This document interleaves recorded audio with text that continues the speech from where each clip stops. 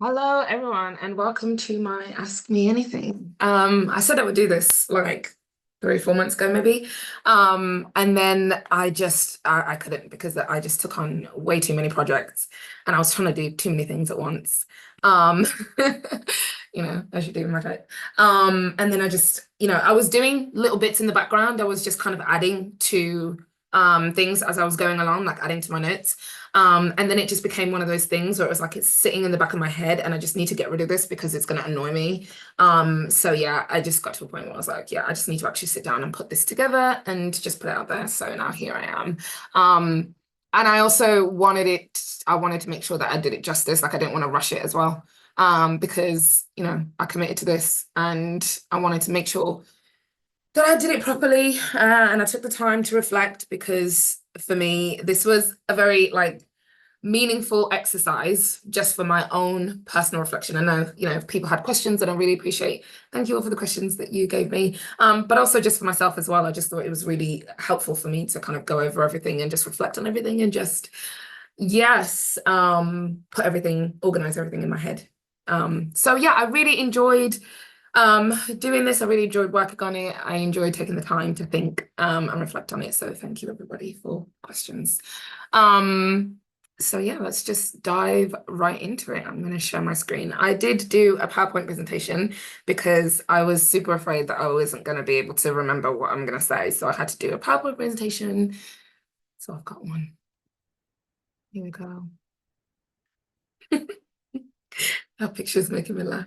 I don't know why it's there. Like, there's just no reason for it to be there. I just like it. I just like seeing that picture. I just really, really enjoy that picture. Okay, so yeah, here's my Ask Me Anything. So this is like 3 years post official typing. So I got my type about 3 and a bit years ago now. So obviously double feminine, SEFI, can sleep, consume, play, sleep, last and more. Okay, so I'm just going to start off by giving a little bit of an introduction of where I was before getting my official type, what life was like, what I kind of use OP for now, and then getting into the questions. And I've kind of split them into savior-esque questions and then demon-esque questions. And then at the end, I'm just going to sort of round off with where I am now and yeah, what the steps are moving forward. Okay. I just want to start off by just sharing my appreciation because I cannot express enough the transformation that I have had since, getting my type. And that's not to discount, all of the, where I was before and all the work I have done up until then, but just to acknowledge that, for me, this has been really helpful, like the furthest I've ever gone in terms of my own development and my own growth. In the last 3 years alone, like I've just seen a major transformation. So I cannot express enough how helpful OP has been for me. I mean, as you can see from the list, before OP, it was, yeah, I was having a really, really hard time. It was just, life was really unmanageable. I was overwhelmed all the time, internally miserable.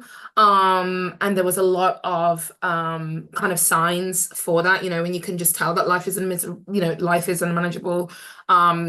Suicidal ideation, just not active, not engaged. I just wasn't present. I just wasn't involved in life. And I was miserable internally.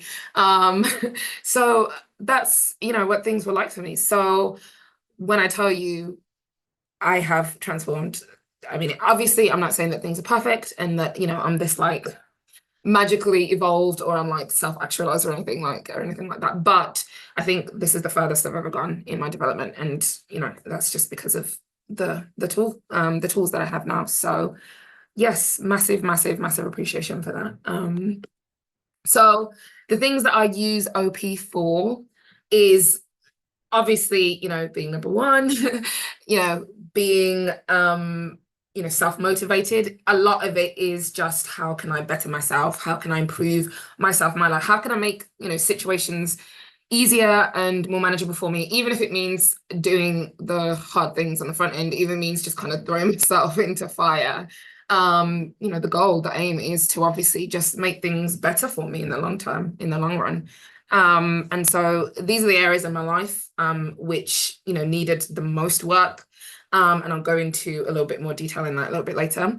But yeah, it was just a lot of like just internally, just not feeling settled, not feeling, not feeling right in myself internally, relationships, just, managing tasks, daily activities. It was just super, super hard. So yeah, so OP is kind of been helpful for those areas and managing not just how I feel about myself and how like sitting with myself, but also just how I show up in the world, how I show up for people, how I show up for daily activities. All of that is kind of, I use OP to kind of help me to better navigate those things. So diving straight into the Save It as questions. First question, with Save It Consume, what sort of things has that gone into?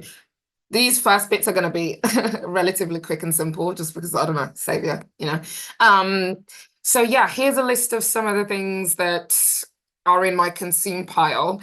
And the thing with these is that a lot of the times there are things that I'm just like collecting as I go along, but half of them are things that I just never go back to or kind of organize or sort. They're just things that I'm just piling on top of each other and not really doing anything with them. They're just sitting there. I mean, that's what they call them, consume piles, right? They just sit there. Namely kind of things like, my home videos and photos, like my friends call me TMZ because I literally have footage or like a picture for every event, every situation. And I just have hordes and hordes of like photos dating all the way back to the like early 2000s.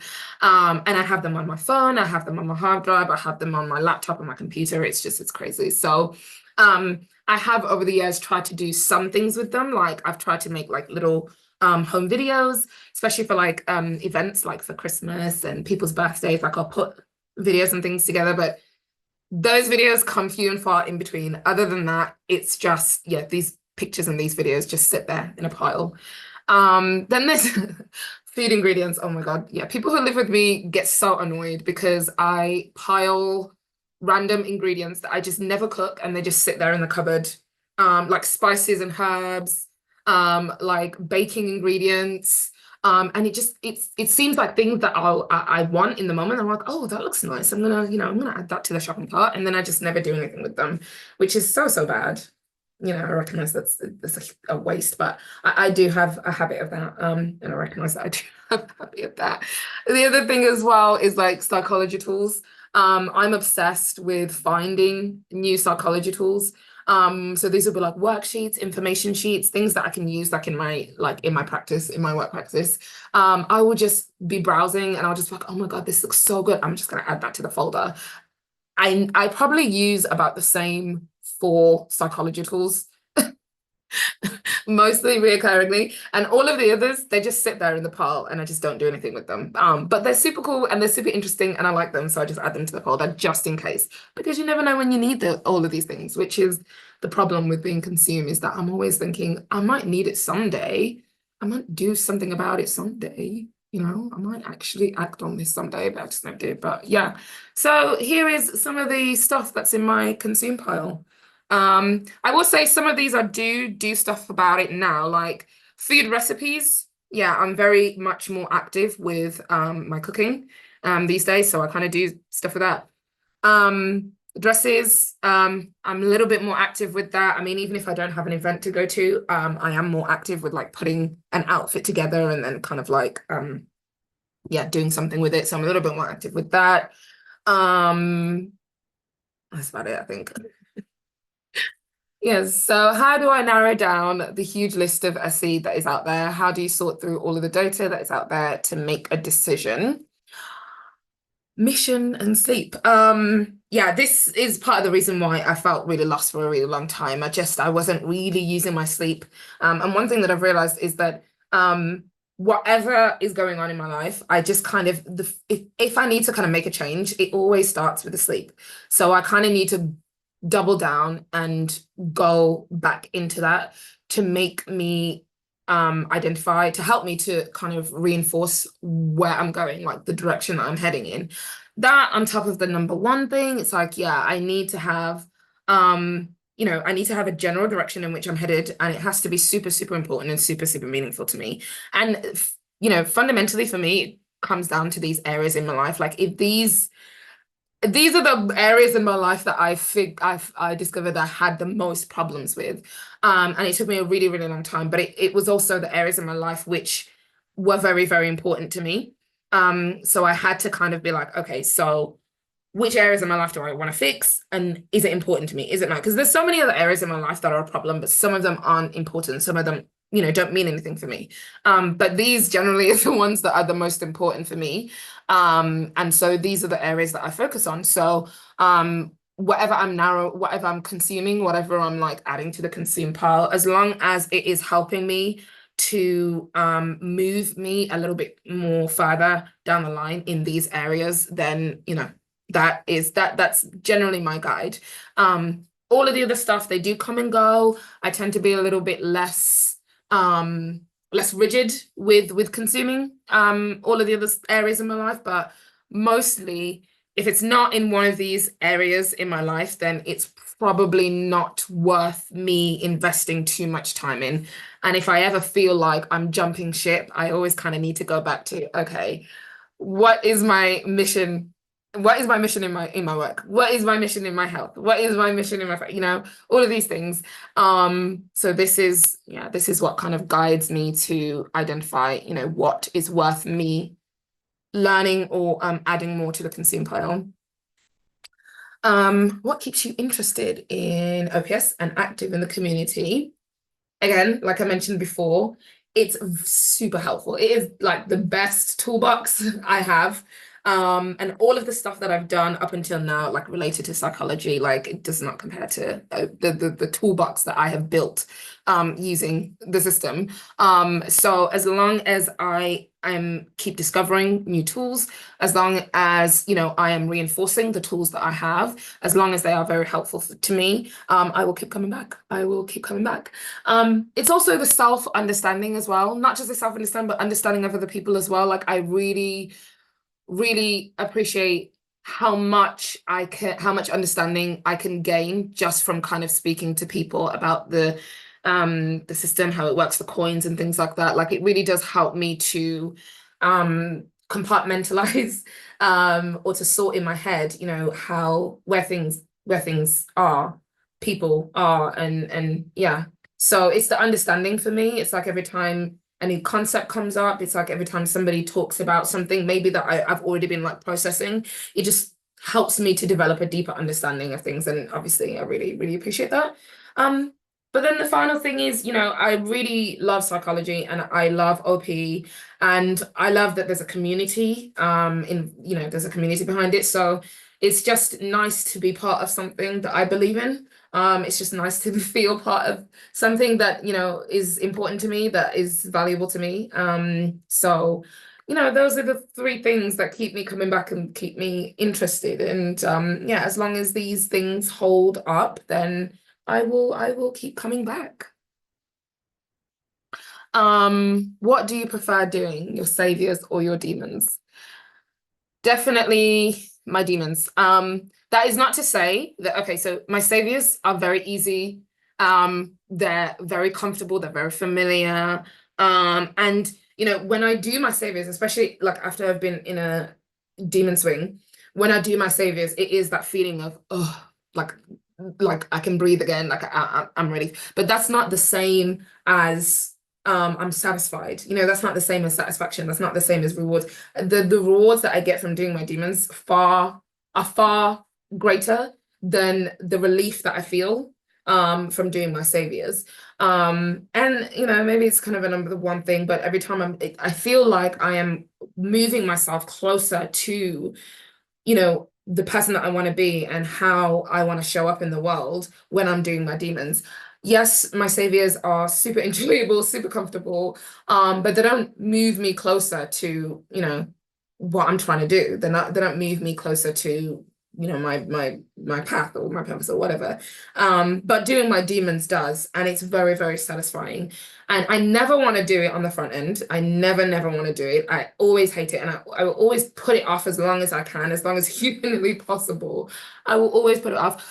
But I have never once in my life regretted doing my demons. Never, never once regretted doing my demons. And there are so many times where I've regretted doing my saviors. So many times. But I have never, ever once regretted doing my demons. And that's the difference. It's like, yes, my saviors are comfortable and they are easy, relieving, but doing my demons is way, way more rewarding. So I will stand by that and saying demons are not easy, but they are definitely more rewarding for me. What's your relationship like to work? Do you have a number one mission? How do you see? So like these were two separate questions, but I kind of put them together because they were pretty much the same thing. So what's your relationship like to work?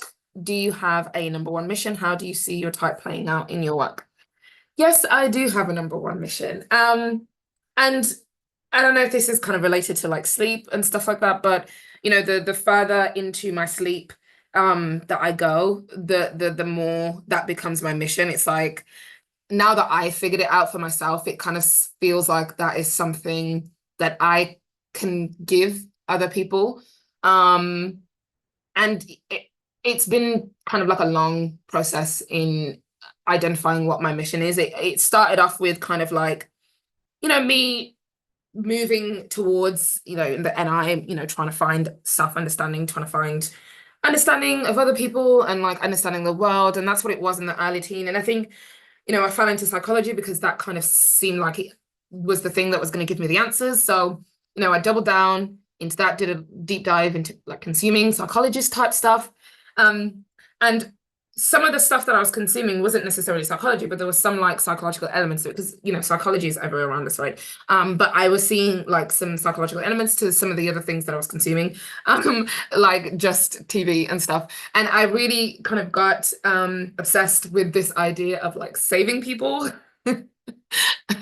But also like this idea of like someone being an expert or a professional or like in Grey's Anatomy, like they call it like a god.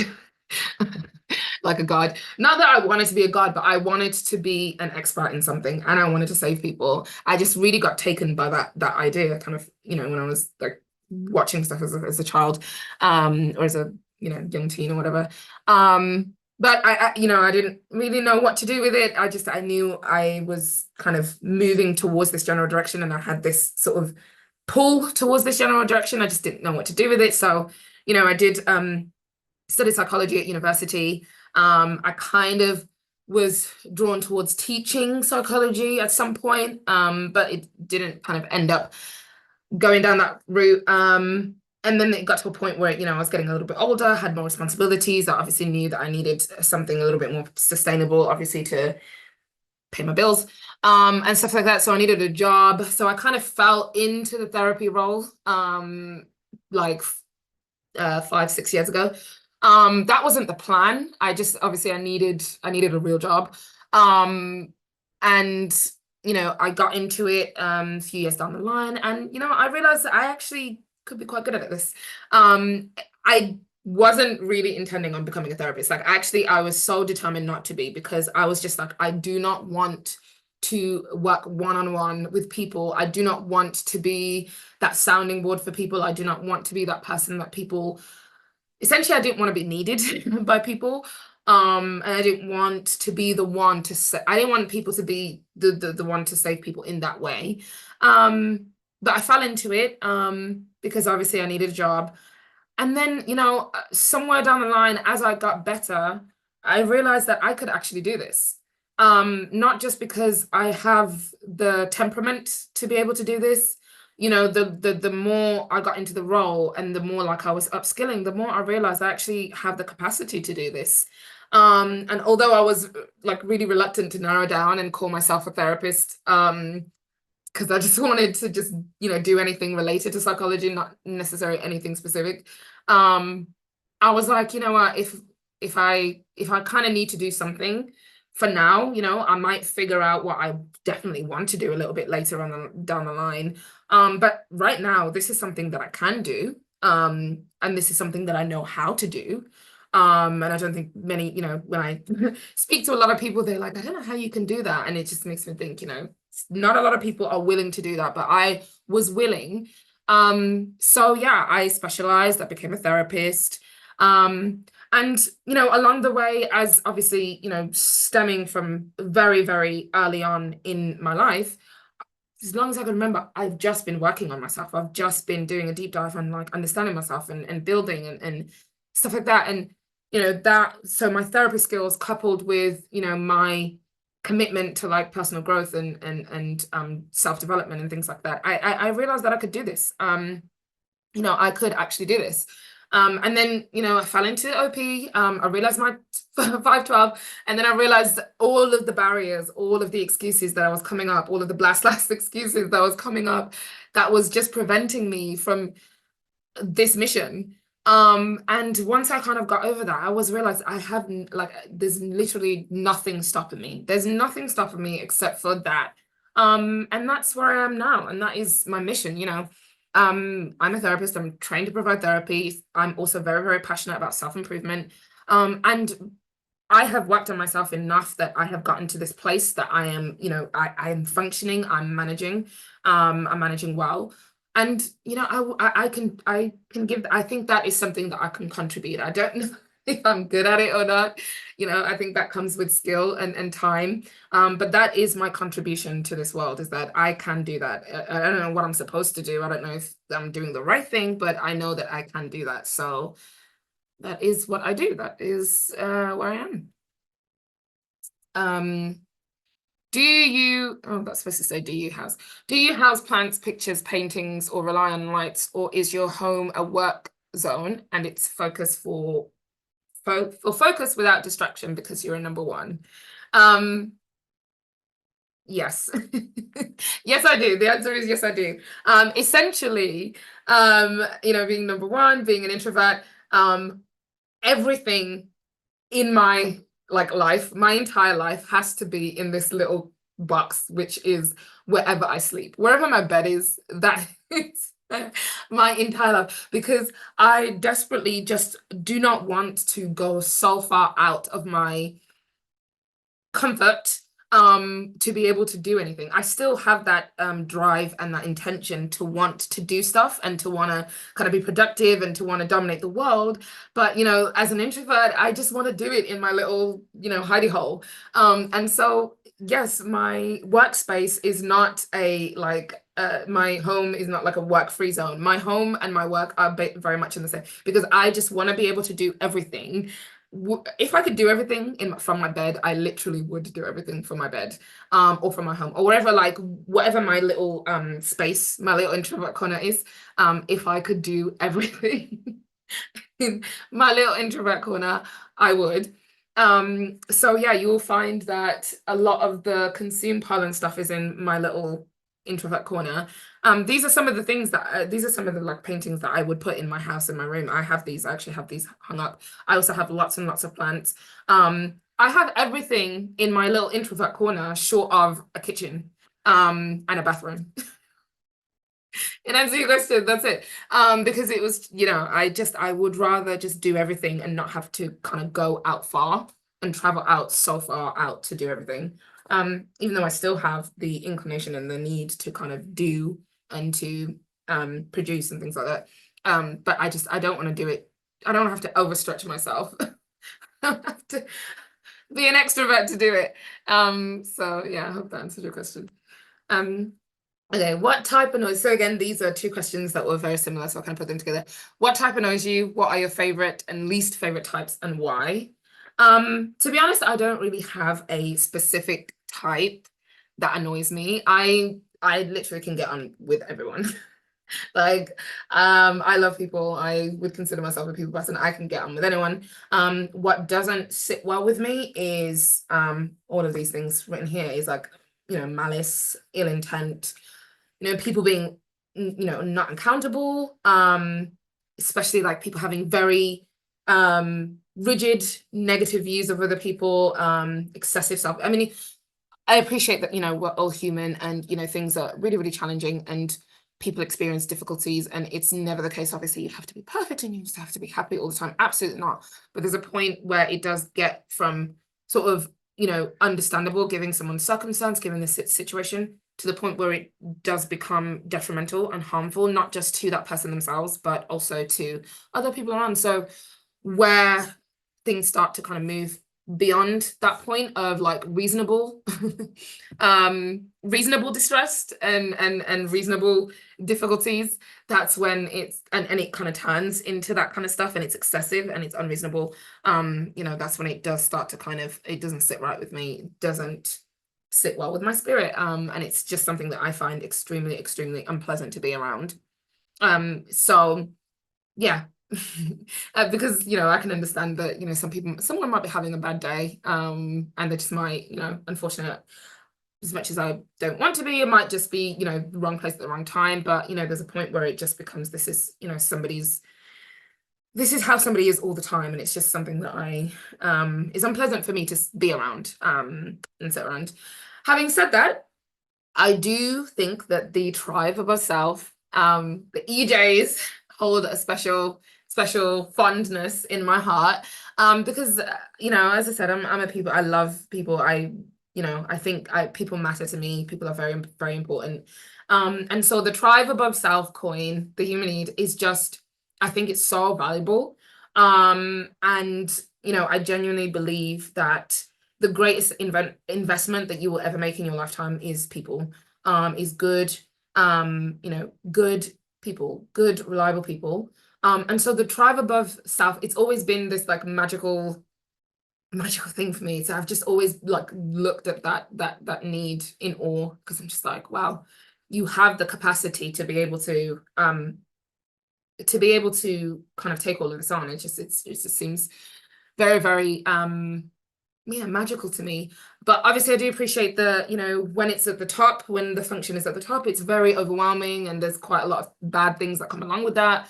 And it's not something maybe you want to do, it's not kind of where you want to do, but I do think there's a lot of value in the tribe above self, and the EJs hold a special place in my heart. I think it's God sent, you know, when it's when all things are in order and kind of working well.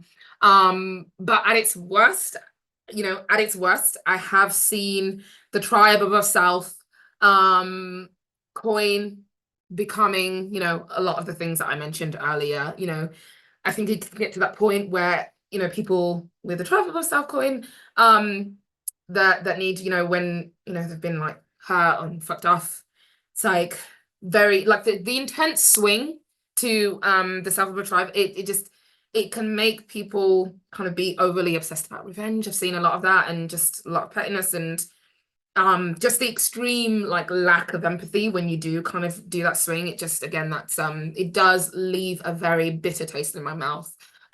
So I do take issue with that, just the intensity of the swing. Obviously, you know, there's problems with all of the coins, and all of the swings and the problems that come along with all of the demon swings. But I think for me, you know, in answer to the question, for me personally, partly because maybe, you know, I hold too much regard for the tribe above self, you know, you know, I'm placing too much importance. When it swings the other way, it does leave a very bitter taste in my mouth. And it does, yeah, it just doesn't sit right with me. But yeah, I hope that answers the question. Do you find blasters annoying in comparison with others? I used to until I really sat down and thought about it. I know I don't. It's not the blasters that I'm annoyed, it's more I'm annoyed with myself, and the blasters are kind of reminding me of something that I should have done, you know.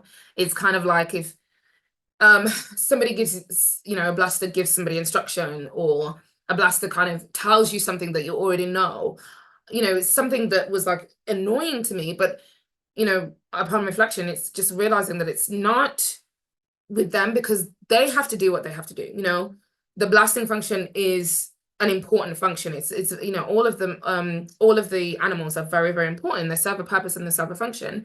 They have to do what they have to do. Obviously, it's, you know, overdrive, it's cranked all the way up, yes, of course, but they are essentially doing what they have to do, and it's not a problem with the blaster. The problem is I am not doing enough of it, and now here comes the blaster. They're doing what they have to do. They're doing something that's obviously necessary, and quite helpful in a lot of cases. But because I didn't get there first, or because I'm recognizing that I should have done that, it was something that I knew, but because I am acting like I didn't, I'm now mad at myself. I'm now annoyed at myself that I didn't get there first. I didn't get there sooner. Because like I said, Blast is, there's so many like valuable things that I recognize in Blast, sharing information, people who don't have it. It's very helpful, reminding people who may have forgotten, giving suggestion and guidance, and for people who might need it, direction, but also just reinforcing it. So I recognize Blast have to do what they have to do. You have to do what you have to do. And for me, when I'm blasting, it's not always necessarily for contribution purposes. Sometimes it is self-serving. And I also have to do what I have to do to be able to kind of become a, well-rounded person. So I'm not mad at the blasters. I'm mad at myself because here I am. I have the capacity. I have the ability to be able to do all of these things. I have the ability to be able to share information, to be able to, give information to people who may have forgotten to give suggestion when I see it. And to kind of reinforce, I have the capacity to do all of these things, and yet because I'm just not doing it. I'm not realizing I'm not doing it. I'm not doing it. I'm not, taking it upon myself to, I'm not doing it on the front end. Because of that, I'm now mad at myself. I'm like, there was another opportunity for me to do that, and I didn't do that, and that's what I'm annoyed at. That's what I'm annoyed at. So. Maybe if you'd asked me 3 years ago, I would have been like, the blasts are fucking annoying. Can you stop mansplaining? But now it's kind of like, I really do appreciate the blasters, or I do appreciate the blast as a animal, because it's definitely necessary, and I definitely see the value in it. And my only frustration with it now is that I wish I was giving myself the opportunity to be able to do more of it when I do have the opportunity. I'm always kicking myself for the things that I haven't said and the things that I haven't done. Those are the things that I regret the most. I never regret anything else apart from the things that I haven't said and the things that I haven't done. So for me, that frustration, that annoyance comes from me not taking an opportunity. And I'm not completely like blaming myself, because sometimes, I don't even realize I'm not doing it. And, that's where the self-awareness comes into it. And, building conscious self-awareness. But as well, there are times when I am aware that I'm not doing it, and I'm not doing it, that, yeah, I'm kind of like kicking myself. So yeah, I hope that answered your question. Okay. Talk about double feminine play and double masculine sleep in the middle from any angle. This one I found really, really hard, because, yeah, just because of the contrast, but also because they're in the middle, and it's a lot harder to see the things in the middle because they're less obvious. Well, actually, no, they are more obvious, but they're less, they're so subtle in how they fluctuate and how you go between them that it's hard to catch yourself doing it. But I did my best. But for me, yeah, the angle that I'm going at is the contrast, really. First of the sexuals, and then just how easy it is for me to kind of jump back and forth between the two. So obviously from the contrast for me is like double feminine play and double masculine sleep. As you can see, like the double feminine play is just so much more like, yeah, it's sister syndrome, like sister syndrome. And you can see that playing out in a lot of things. Like, when I'm interacting with people, it tends to be less forceful. It tends to be more of a negotiation. And I appear more pleasant on the outside than I actually am on the inside. But also there's an extreme sensitivity, I think, to the external world because I'm so easily moved. And that kind of shows up for me a lot. Like I think there was a class that David Chan did years ago, and it was about highly sensitive people. And that was definitely a label that I resonated with growing up. And I used to think it was related to introversion and stuff like that, but I don't know. People can jump in here and correct me if I'm wrong, but I'm recognizing it a little bit these days as more like a double feminine kind of external world, because I'm so sensitive. Like I have a very sensitive nervous system, like people shouting, noises, just subtle changes in the environment, subtle changes in people's responses. I'm very, very, it really does like affect me. It really does move, and I'm very, very movable. So I still consider myself as a highly sensitive person. Less so now because obviously, you know, as you kind of work through some of these, you kind of start to build a little bit more resilient over time. But I would still say, kind of compared maybe to the to the double masculine plays, I do find myself being a lot more sensitive to the external world. I just am so moved. I'm so moved. I do have a set, and I kind of think that sort of relates to my anxiety as well. You know, I always wondered why I'm so easily anxious. And I find that, yeah, just because I'm so easily overwhelmed by the environment, easily overwhelmed by people, I do find that I have more of a sensitive nervous system because of that. I'm just, yeah, easily moved. You will find me kind of like not necessarily wanting to disrupt a space that's already in existence or disrupt, you know, things that are going on. I just want to kind of move through it or hide in the corner. I do that a lot. Like if I'm going to an event or something, like I won't announce that I'm there. Maybe a blasting. But literally you will just find me there and I'll just be in the corner. And I'm very reluctant to just kind of go in like barging into spaces. I move around the spaces quite quietly and fluidly. So yeah, I don't want to take up space and environment. And you know, even when I'm like living in communal areas and things like that, you'll find me trying to reduce the space that I take up quite a lot. And just as much like, you know, when I recognize that this space is my space and this is a communal space, you will find me trying to reduce myself further into the space that I'm permitted. That is just for me because I don't want to disrupt the environment because the environment is already existing. I'm not there to disrupt it. I'm just there to, yeah, I don't know, just observe it maybe. I don't know. Yeah, everything, you know, with people, in my interactions with people, everything is a negotiation. You know, my communication is very suggestive. I try very hard to be somebody who's like forcing myself onto other people, but I've never been able to do that. I have a very funny story. I was a teaching assistant years ago, and I was the teacher in the class is a year 2 class. I don't know what you call it in the States, second grade maybe. I don't know. It was a year 2 class, and the teacher, so the 7-year-old kids, it was a class of like 30 students, 7-year-old kids, and the teacher said that she needed to go to the toilet, and she left me in charge. She was like, you know, these kids are going to play up, and you know, I'm going to leave you in charge. You're the teaching assistant, so if you need to like yell at them, yell at them. And of course, when the teacher left, they started, you know, talking and they started being rowdy, like kind of taking the piss a little bit. So I stood there in the middle of the class. And I remember I was like, oh my God, what do I say? A lot of this is like blast ass, but I just remember what I was just, you know, I was just like, what do I say in front of these like 7-year-olds, like 30, like I don't know, 90 pair of eyes staring at me. What do I say? And I remember trying to shout and I was like, hey, you guys, if you could just be quiet. And I just sat there laughing at myself internally, and all these kids were just looking at me like, who the fuck is this woman? And I was so embarrassed. I was so embarrassed with myself. Obviously, these kids are kids, so they probably thought nothing. But in my head, I was just like, this is like nothing came out. I could not even yell at these kids. It was just I ended up just suggesting that they be quiet instead of like coming down hard. But this teacher, she was a force of nature. Like when she came down hard at them, she would come down hard. So I just always remember that story. It's just like I can never, I could just never. It's so hard. It's so hard. Yeah, bubbly on the outside. I tend to kind of, you know, I think this is where the sister syndrome comes into it. You know, I tend to kind of go with whatever else everybody else wants to do. You know, I say, you know, whatever else everyone wants to do, I'm fine with it quite a lot.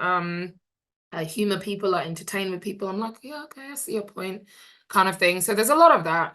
And there's a lot of like forgetting as well, interactions and details. In comparison to the double masculine sleep, where I'm very serious, I take myself very, very seriously.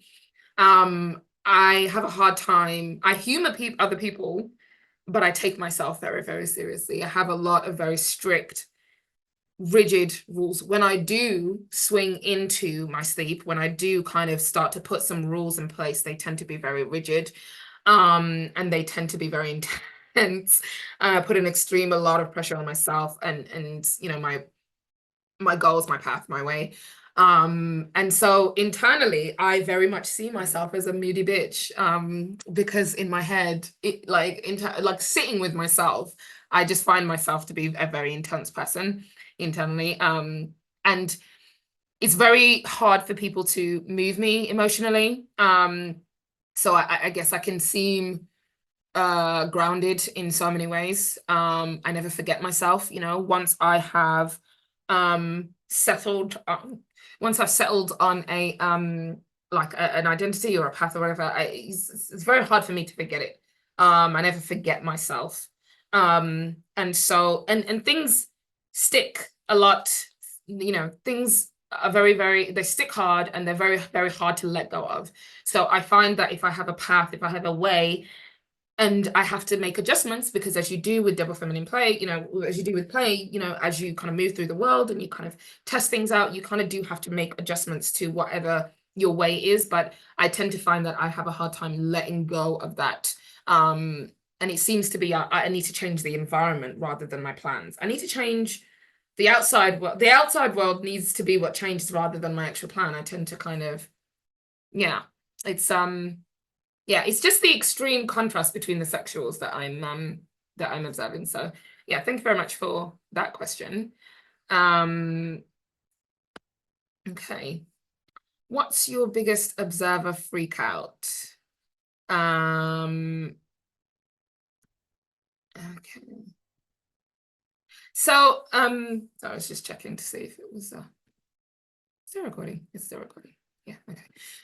What's been your biggest observer freak out since knowing your type?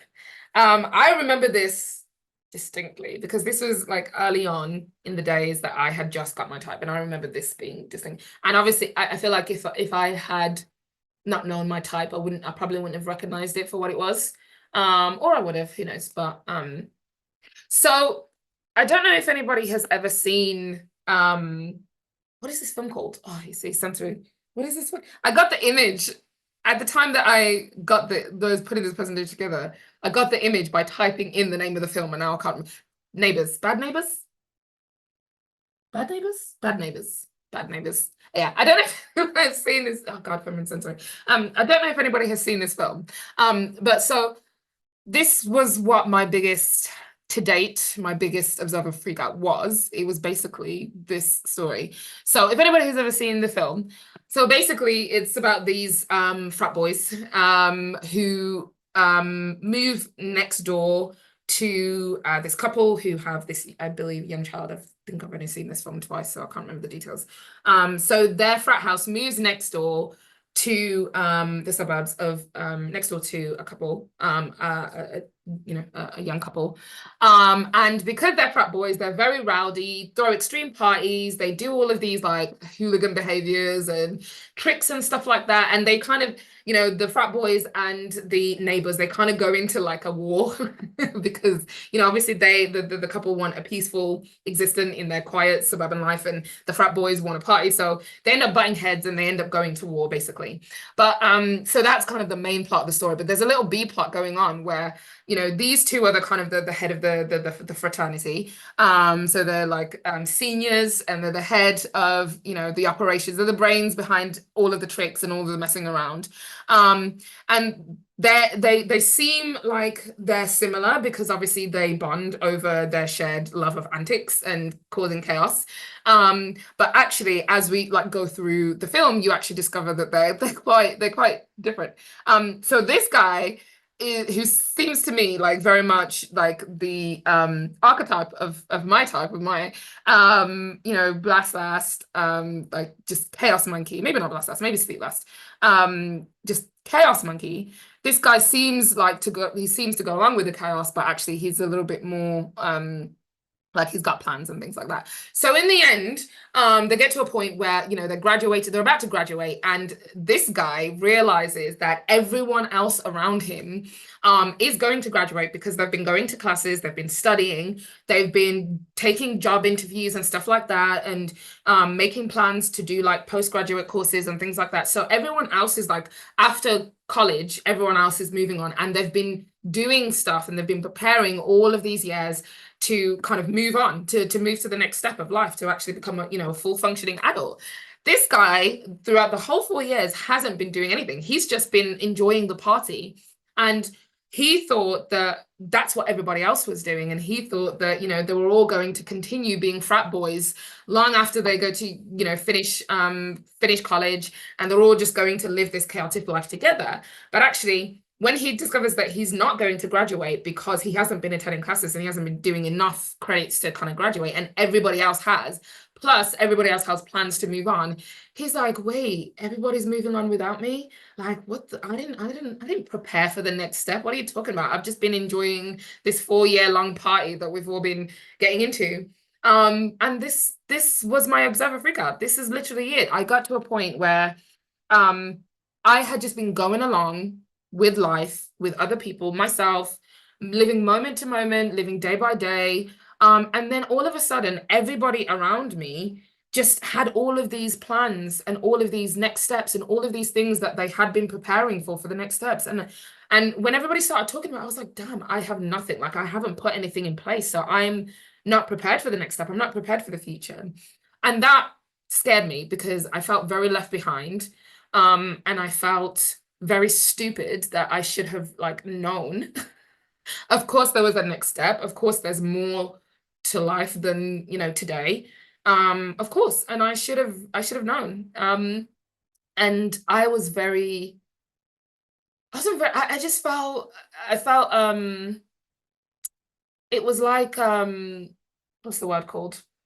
What's that word called? It was like whiplash. The sudden realization that I'm going to be left behind, and I haven't done anything to prepare for the next steps.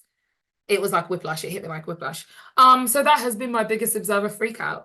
And ever since then, it's just been little moments like that are very similar, where, there's a next step or there's kind of something to think about ahead of time. And it seems like everybody else has been, sorting it out. Everybody else has been doing it up until then. And I just haven't, because I've just been assuming that we're all just going to keep, keep going along with whatever's happening in the moment together. And I thought that we would all do that together. But no, everybody has their own ventures. Everybody has their own plans. Everybody has their own way. And I hadn't even prepared. I haven't even planned. I didn't even know it was coming. Why I felt stupid. And it was just the realization that, okay, I actually have to find my own way. I have to start finding my own path. I have, yes, there are moments where we can all come together and do stuff together. And to be honest with you, that is a lesson that I repeatedly learn. It's not so much to the same extent that it was the first time that this lesson hit me in the head. But it is very, very, it's still reoccurring. It's still a lesson that I have to relearn. And it's just that, I have to find my own path. I have to, have something for myself, and something that I'm working towards, because everybody else is leaving me behind, and nobody else is going to do that for me. Nobody else is going to forge that for me.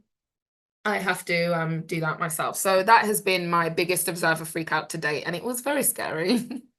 It was very scary because I was like, but how do I do it? I don't know how to forge my path. I don't even know where to get started, bless us. But yeah, that was my biggest observer freak out to date. How were you years after being typed different? Sorry. What were your revelations in each year? So I actually cheated a little bit. So I have been journaling most of my life.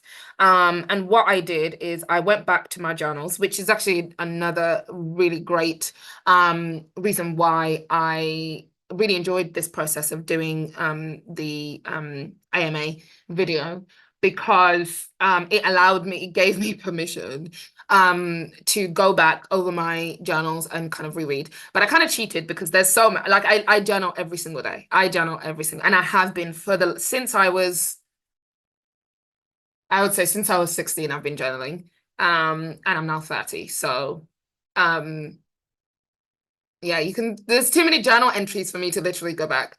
So I asked ChatGPT, so I copied and pasted all my journal entries into ChatGPT, and I asked ChatGPT to kind of I gave it the prompts and the questions and things to kind of like summarize all of that, and ChatGPT did.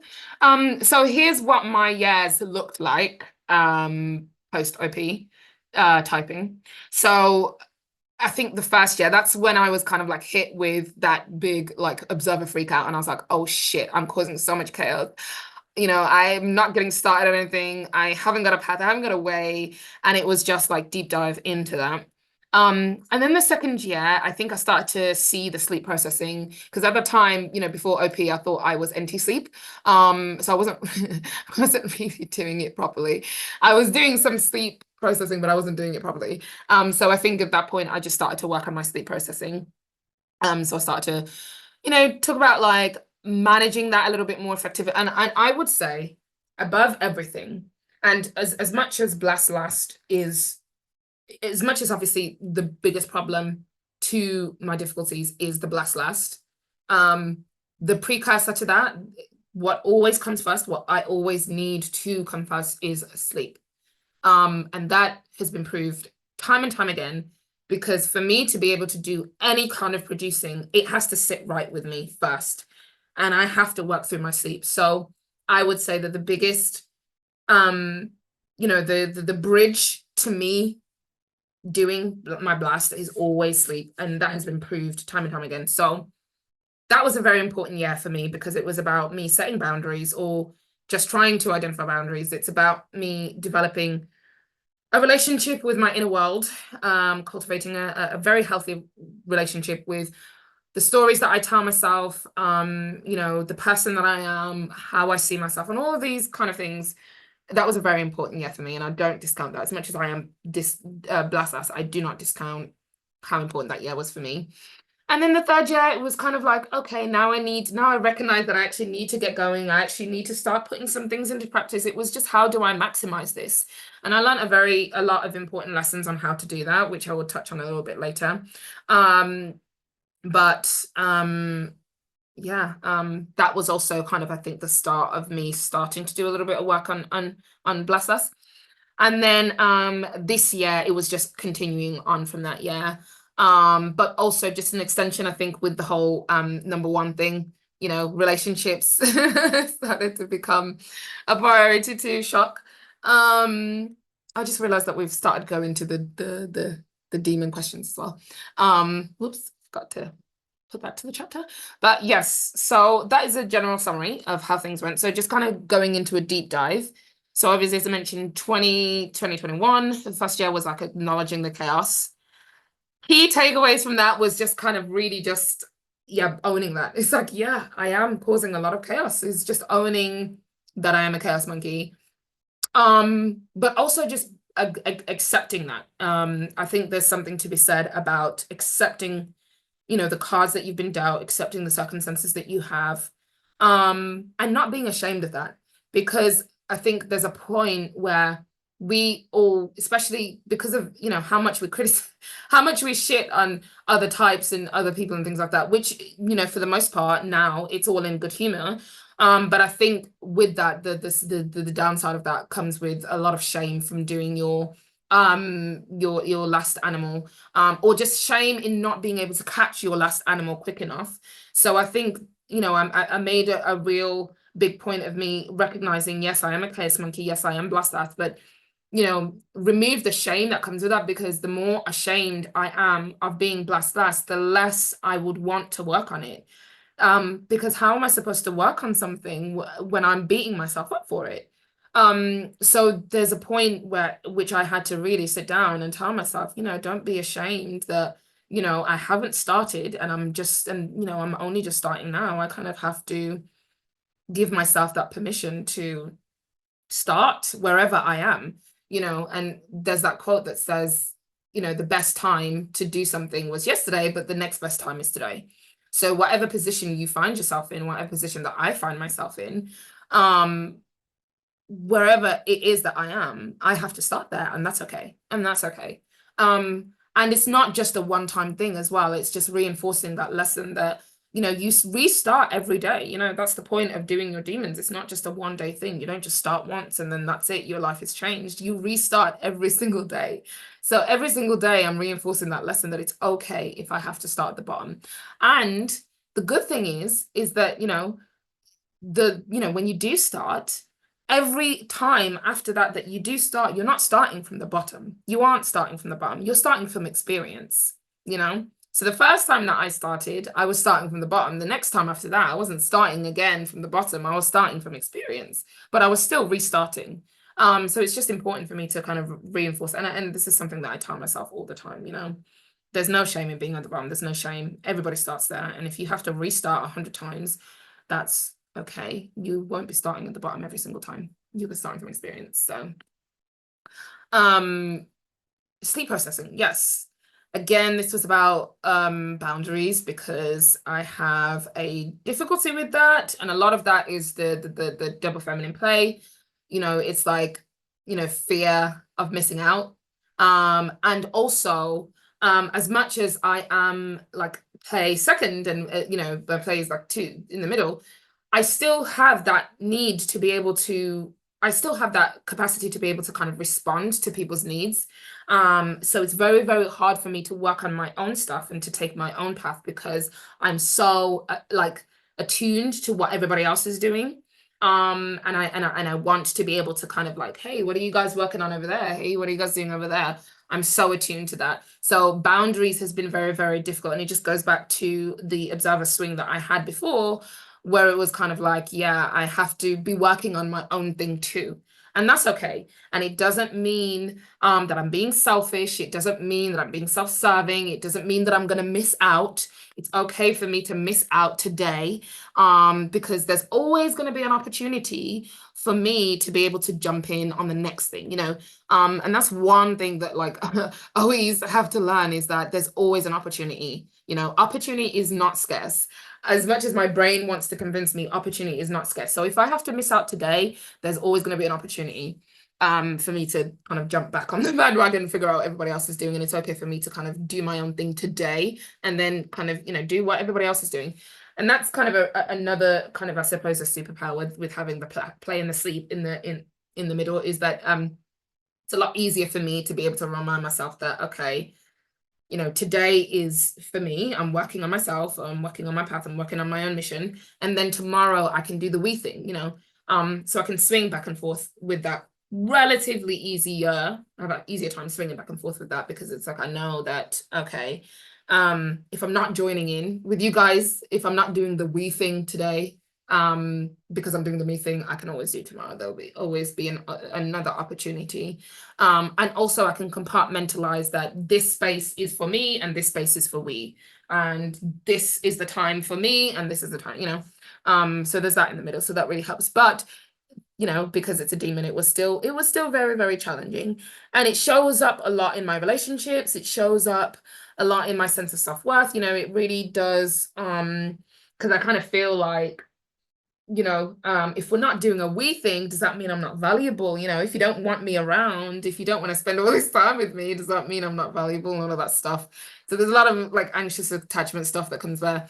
But just a few things that I kind of like learned from that lesson from that year is just learning to be a guardian of your own time, because I deal with a lot of people who are willing to jump on my bandwagon so that we can all do this we thing together, so that we can all have like play we time, and there'll always be people who are willing to do that.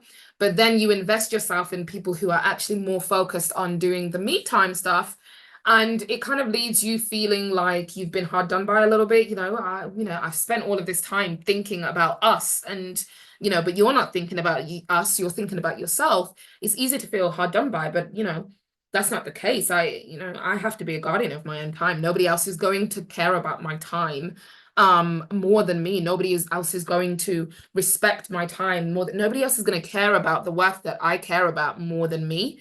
And it's my job to reinforce that. It's my responsibility to reinforce that. And that's a huge, huge lesson that I'm learning, is that as much as I can, feel mad at other people that, they're not prioritizing we time, or they're not wanting to do things together, but at the end of the day, they don't care about what I care about. No, should they? They don't have. They care about what they care about, and that's absolutely okay. There's a time and a place for me to do my own thing. There's a time and a place for we to do our we thing. And I just have to be more boundaried and more protective of my me time. And yeah, a lot of it is about recognizing that there is value in the work that I'm doing. There is value in my time. There is value in that for myself. So there's a lot of self-worth stuff. And there's a lot of like appreciating, acknowledging the other person's perspective, that I also want to invest time and effort into the things that I care about just as much as the other person, and that is just because they want to invest time in what they care about doesn't make them a bad guy. I just as equally get to have something that is just for me, that I can work on, and I have to respect that, and I have to value that just as much as I have to respect and value that the other person respects and value what they do. So there's that, because we get time to ourselves. We get time to ourselves. And you get to have something for yourself that is just yours, and that isn't other people's. And that's okay. There's beauty in that. So that's absolutely okay. So year 3 was very like energy dom. There's part of it was just kind of deep dive into the sort of what was triggering it and managing my anxiety. And then there was a lot of deep dive into obviously just kind of managing my productivity. So, and then just kind of continue on with difficulties with sleep processing.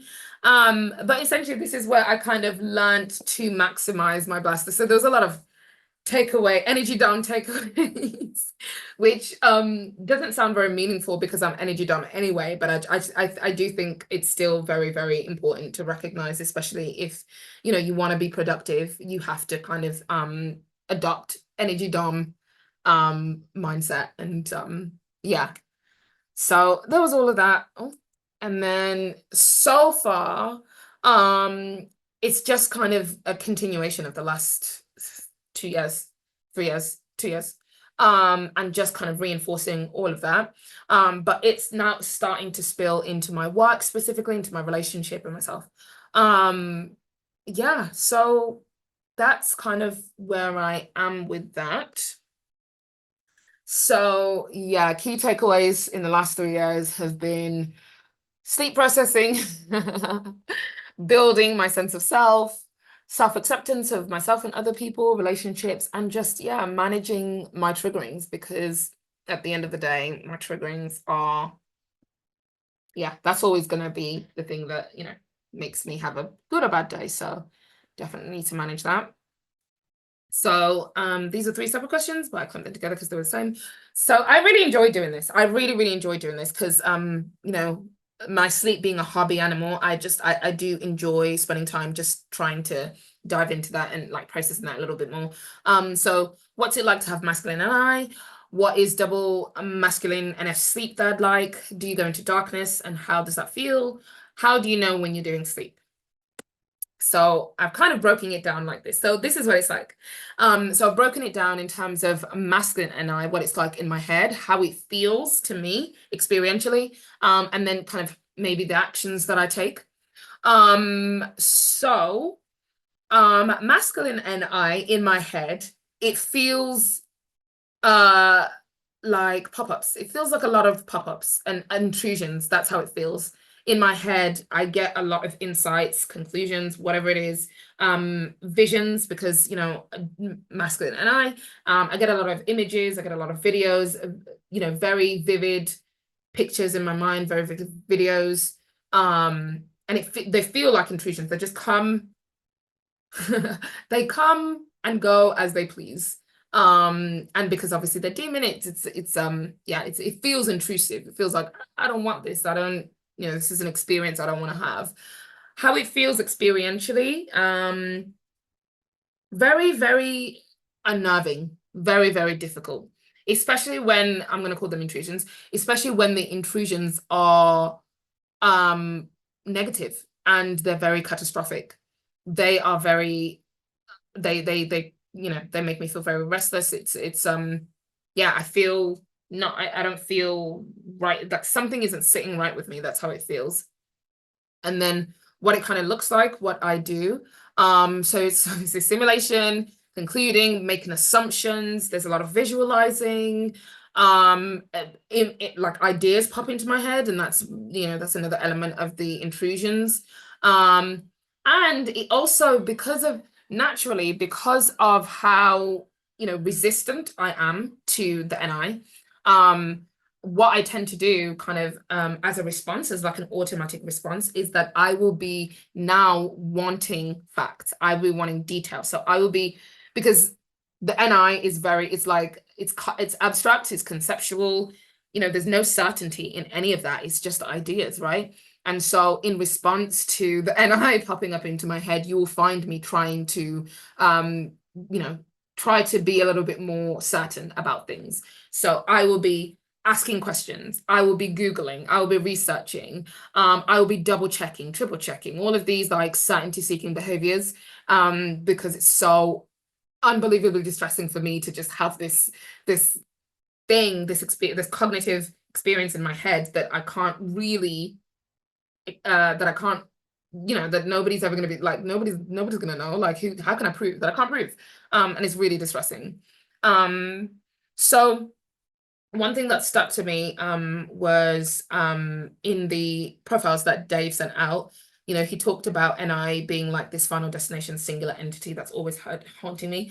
It took me a few weeks to kind of process that in my mind, but I think I get what he means, because I see it now. When I started to do like my error logs, I reckon, and this, and it took me a long time to try to understand like what Dave Chan meant about the song.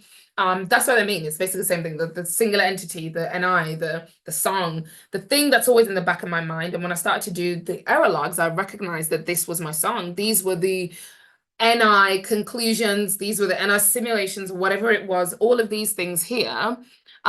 These were the things that are haunting me. These are the things that are forever haunting me in the back of my mind all the time.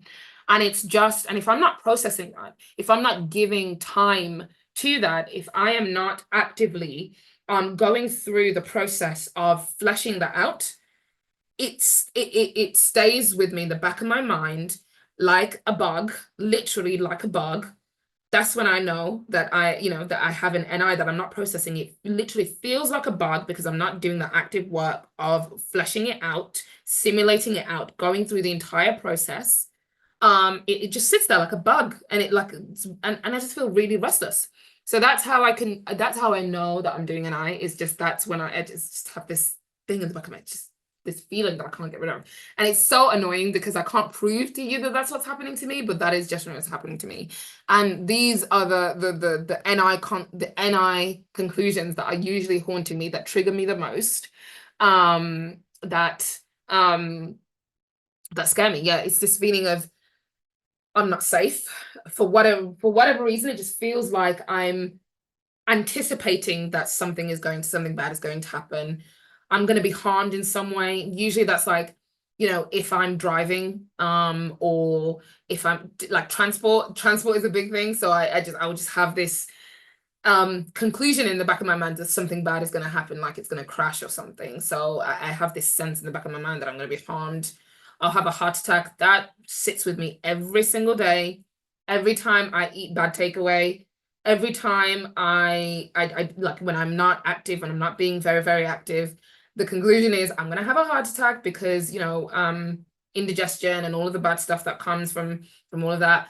And then I will get fired. A lot of that comes from me not doing any work. I'll just be sitting there and I'll be like, suddenly feel like I'm gonna get fired. And it just is sitting in the back of my mind. And I don't know why I feel like this, but obviously it's because I'm not doing any work. So I'm anticipating that somebody's going to catch me not doing any work and then they're going to fire me, like, duh. I'm going to end up in jail. And a lot of that is blast as well. It's like, okay, of course, if I'm not, taking the steps that I need to take to kind of manage, my circumstances, I'm going to end up in jail. This is related to my business.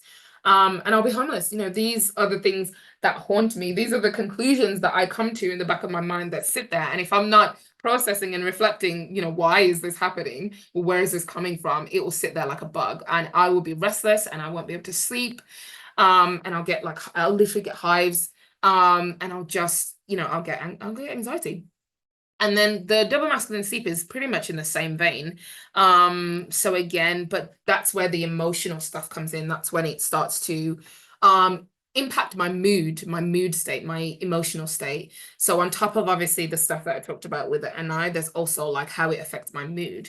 So my entire mood just becomes I just become irritable. I just become unpleasant, not unpleasant, but I feel like I'm not settled within myself. Like I'm irritable, I'm resentful, I'm mad, I'm just angry. Yeah, I'm just angry all the time. And there was a question like, do I go into darkness? No. And I don't think I ever did. I don't think I ever went into darkness going into my sleep. But obviously when you're doing a demon function, it is dark because your whole like outlook changes when your whole demeanor changes when you become more serious when you're doing your demons, whether they're double masculine or what, you just become a lot more serious and more intense. But I don't think I ever went into darkness. I think rather than going into darkness, I just become paranoid, irritable, because in those moments when I'm in my like NI and I'm in my demon swing, it seems very all or nothing. And most of the time, my conclusions are very negative. They're very catastrophic. They're very like the worst case possible.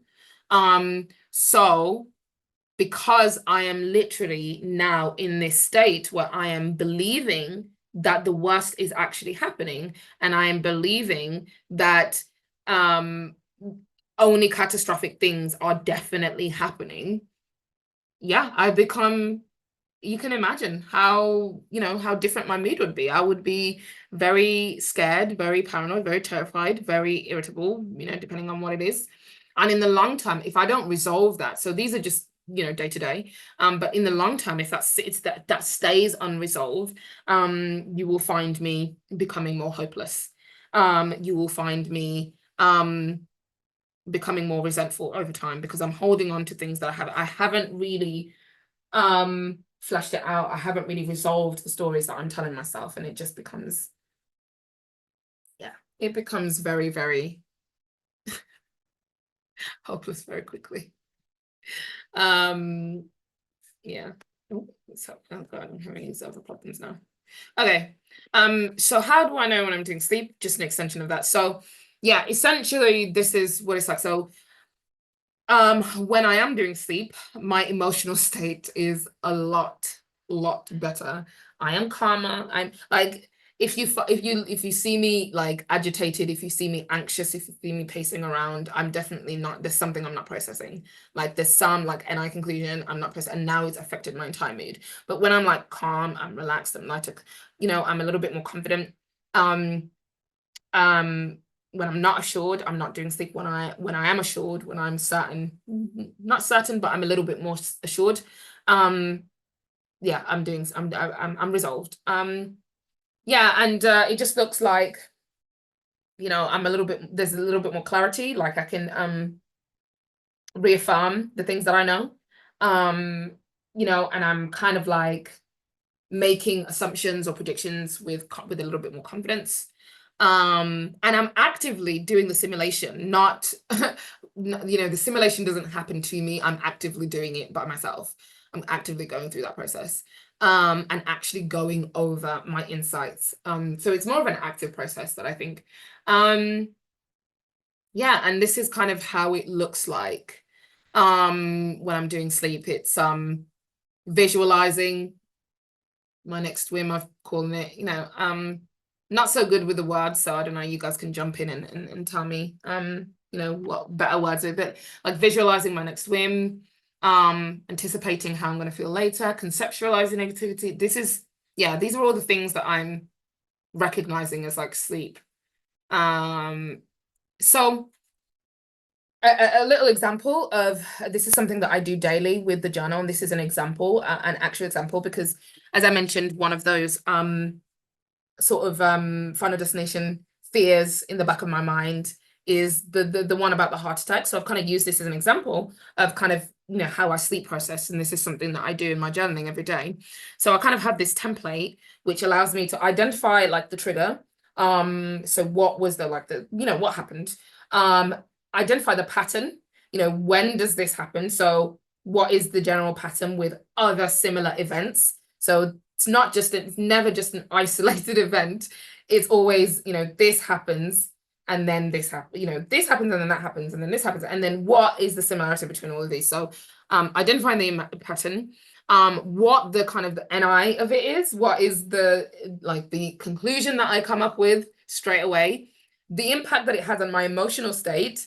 But then once I've done the sleep processing, how am I rewriting that story in my head? You know, what is my understanding of it now? Because my immediate understanding of it, like when I'm just kind of standing down on it, is this bit. But like once I've done the processing, what is my new understanding of it? What do I know about it now? Right. And then the other part is then me now kind of formulating that in the future, projecting that into the future so that I can prevent another like another emotional trigger, like a similar one. And then the action steps that I'll take to kind of do this. So this is something that I do. So the example here is like, again, I always have that fear in the back of my mind that I'm having a heart attack. I'm having heart health anxiety is not a joke, guys. It's so scary. But so this is kind of the process that I took in kind of like sleep processing that. So what happens is, you know, I first of all, I notice that there's an uncomfortable sensation in my chest. And my immediate conclusion for that is usually I'm having a heart attack. Okay. But actually, when I'm kind of like drawing the links, when I'm kind of trying to you know, link that with similar occasions where that's happened again, usually happens. I usually conclude that I'm having a heart attack when I've had a large takeaway on the day that I'm sleep deprived and busy at work. So if I start experiencing its chest sensation and I conclude I'm having a heart attack, it usually happens after a large takeaway when I've been busy and stressed at work, which obviously makes me feel very frightened and alone. You know, changes my entire mood state. You know, of course, if you think you're having a heart attack, if you believe you're having a heart attack, you are going to be pretty sad and pretty scared. So that's what happens. But kind of conceptualizing it and really just kind of understanding the pattern, you know, stress eating leads to gastro problems, guys. Who knew? Who the fuck knew?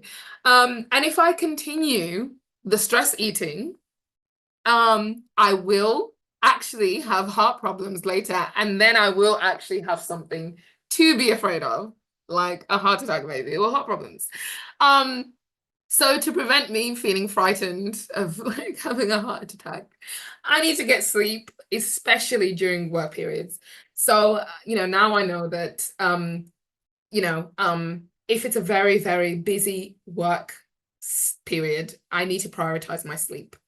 I need to get some sleep because I'm going to stress eat. And if I stress eat, I'm going to get indigestion. If I get indigestion, I'm going to start thinking I'm going to have a heart attack when I'm just having indigestion. And that's going to really, yeah, in the long run, that's not going to be helpful. So there's a kind of a little dumb example of kind of how I do my sleep processing these days. Okay. Next one. How does being blessed last fare for you in daily life? Are they fighting each other? And have you found to make these parts coexist better than before? So the answer is yes. Yes. Yes, they are fighting each other all the time. And it's you know, Shan talked about this in her last live. It's just the huge contrast between the blast and the number one, because I do have goals, obviously, and I am never satisfied. It doesn't sit right with me for me to be doing nothing. It doesn't sit right for me to be not making any progress, any forward momentum in something, whatever it is, whether it's my career, whether it's my relationships, whether it's my health. Stagnation is, I'm very intolerant of that. And so as you can imagine, being past last, that is a very much not a good mix. So with the number one, you know, ego, a lot of it is just progress, results, the self-motivation is, progress and results, but also just the double masculine DI, the masculine DI. It's ego on top of ego, right? It's like pressure on self on top of pressure on self. And obviously, like being FI, it's all about value and work. So you've got this huge contrast of like achievement and progress and results. And then you've got that equals value and worth. And that equals my value and my worth. So, when you're last and, your progress is very, very slow, you get things done at a very slower pace, whatever you do, or there's like very minimal output, you have all of these ideas in your mind, but there's very, very minimal output. It's very, very easy for me to feel like I'm very frustrated with my stagnation, and for me to take that personally. That means that I'm not valuable, I'm not worthy. So before OP, I thought this was a battle of like, self-criticism. This was something that I was very, very self-critical about myself for. And I very much took it as like, I am lacking in something. It's me, I am the problem. And so, I would be attacking myself all day long, devaluing myself, self-critical, not in like an intentional, I hate myself, self-loathing way.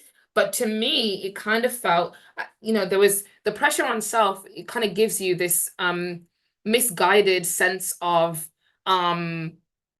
misguided sense that you are doing yourself a favor by pushing yourself, but you're pushing yourself with a stick.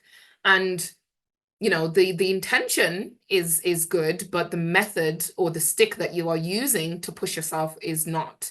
And that's what it came down to. It was like, I was trying to be hard on myself to further myself and push myself, but I was using self-criticism to do that, which obviously it's good to push myself, but it's bad to be self-critical.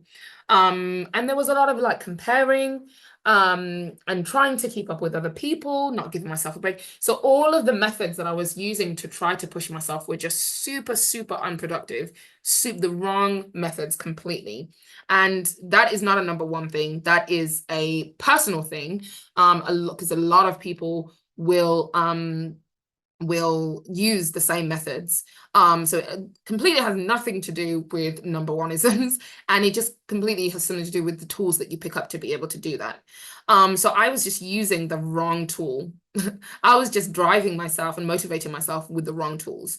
And of course, if, I'm beating myself up constantly, telling myself all the things that I'm not doing enough of, not doing right, all of these, it's very easy to feel hopeless. So, a lot of my self-talk was, I'm not built for this, I'm not able to do that and stuff like that. And so, one of the great things about discovering OP and discovering that I'm blessed last, it actually gave me permission not to beat myself up, because it was like, okay, it was an acceptance and acknowledgement that this is my circumstances. This is what I have. Because previously, not knowing that I was blessed last, it was kind of like, it felt like I didn't have any excuse. It felt like I should have been the same as everyone else who are meeting these standards in these ways. But, discovering that I'm blessed that, it was kind of like, okay, this is my lane.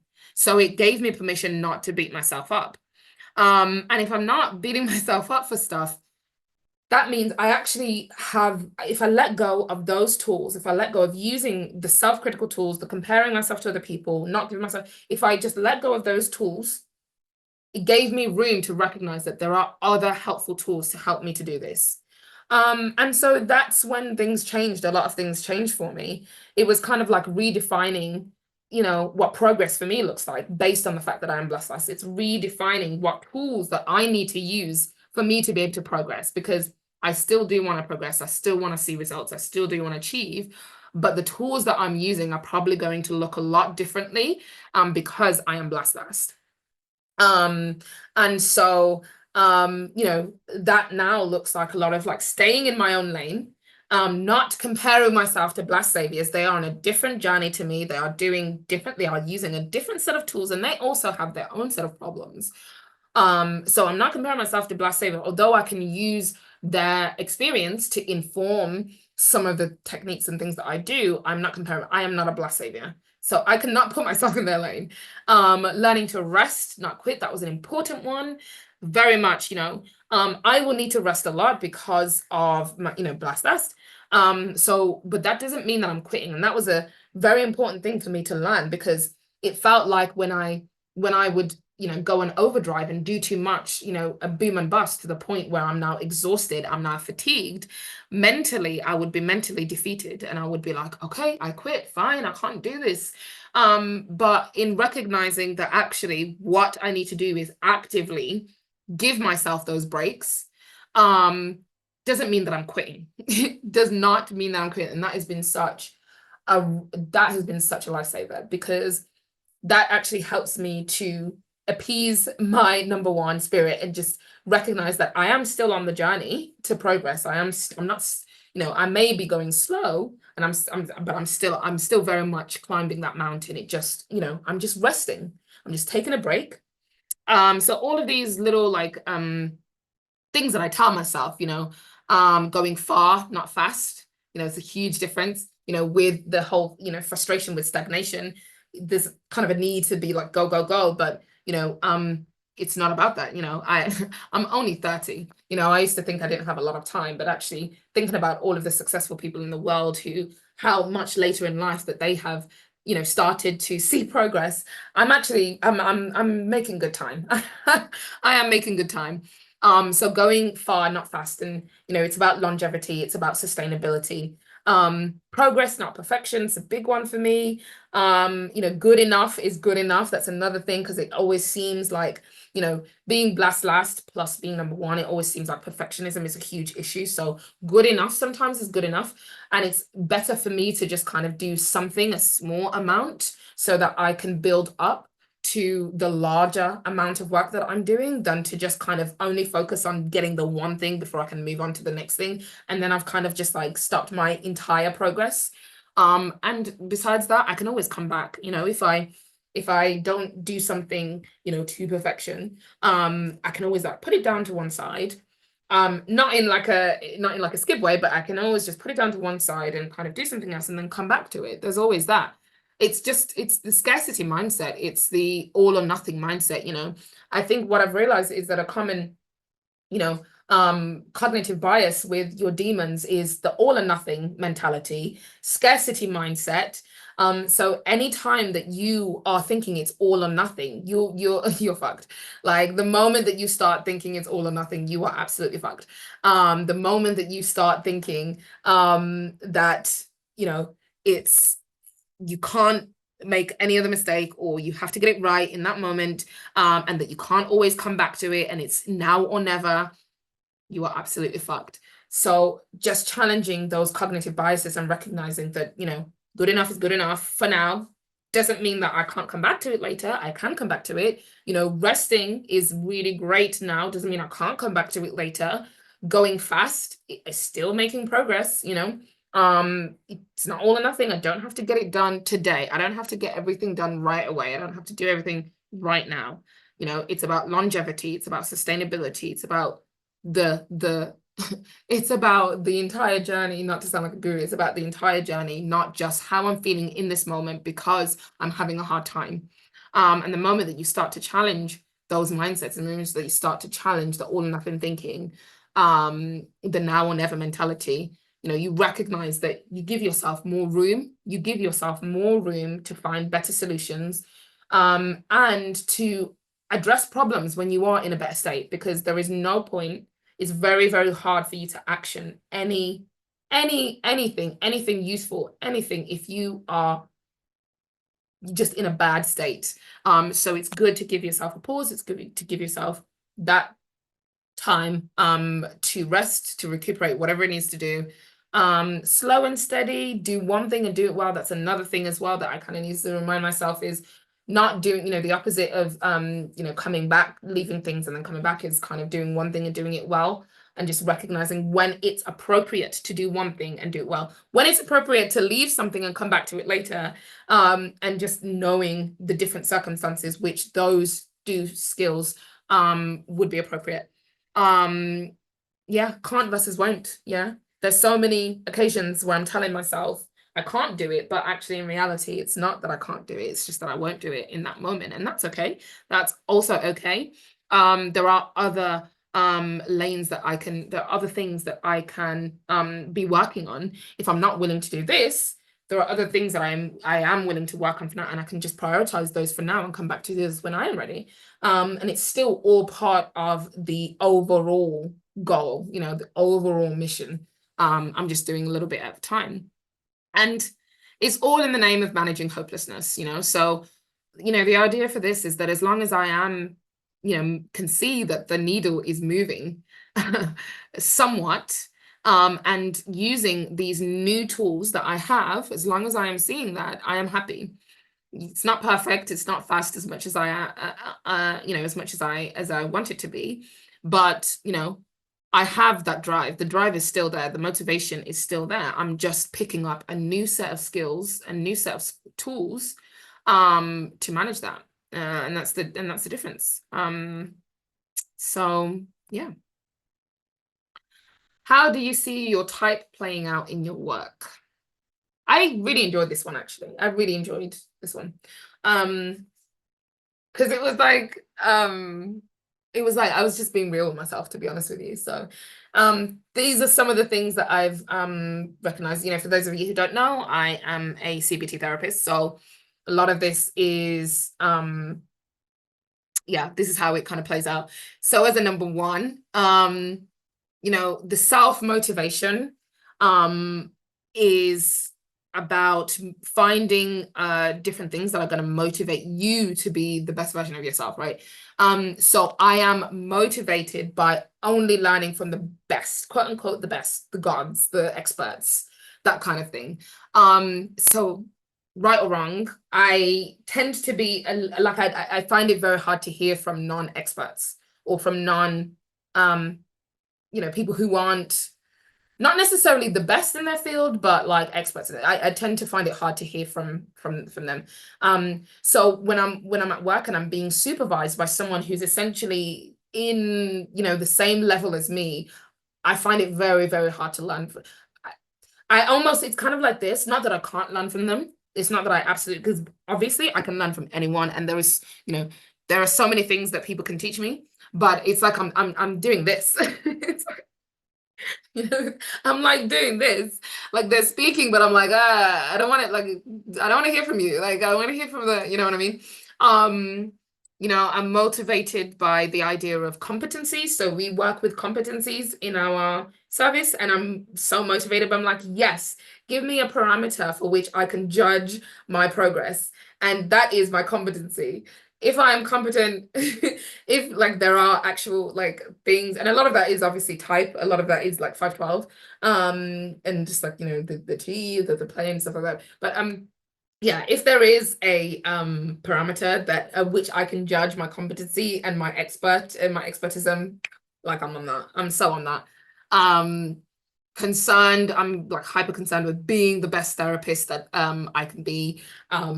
When they ask you questions about like how are you getting on with your progress as a therapist, and like it's the thing that come out of my mouth, it's always I just this is so great, I just want to be the best therapist I can be. And it's like it's vomit. It's very hard for me to not say that.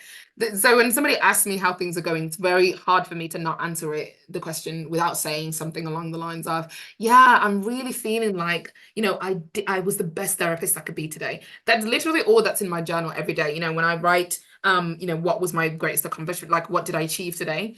And if it's something related to work, I'm like, yeah, I was the best therapist I could be today. I was a very good therapist. I really did that, it's kind of stuff like that. It's really weird. Very competent with lone working. I work remotely, and that is by design.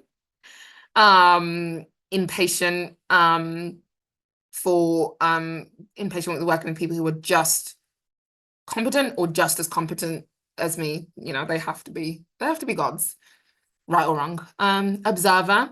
When I first started doing my training, when I first did my training, so the training lasted about 2 years. And it wasn't until a year after, so 3 years into my career, that I'd only just started going over my learning.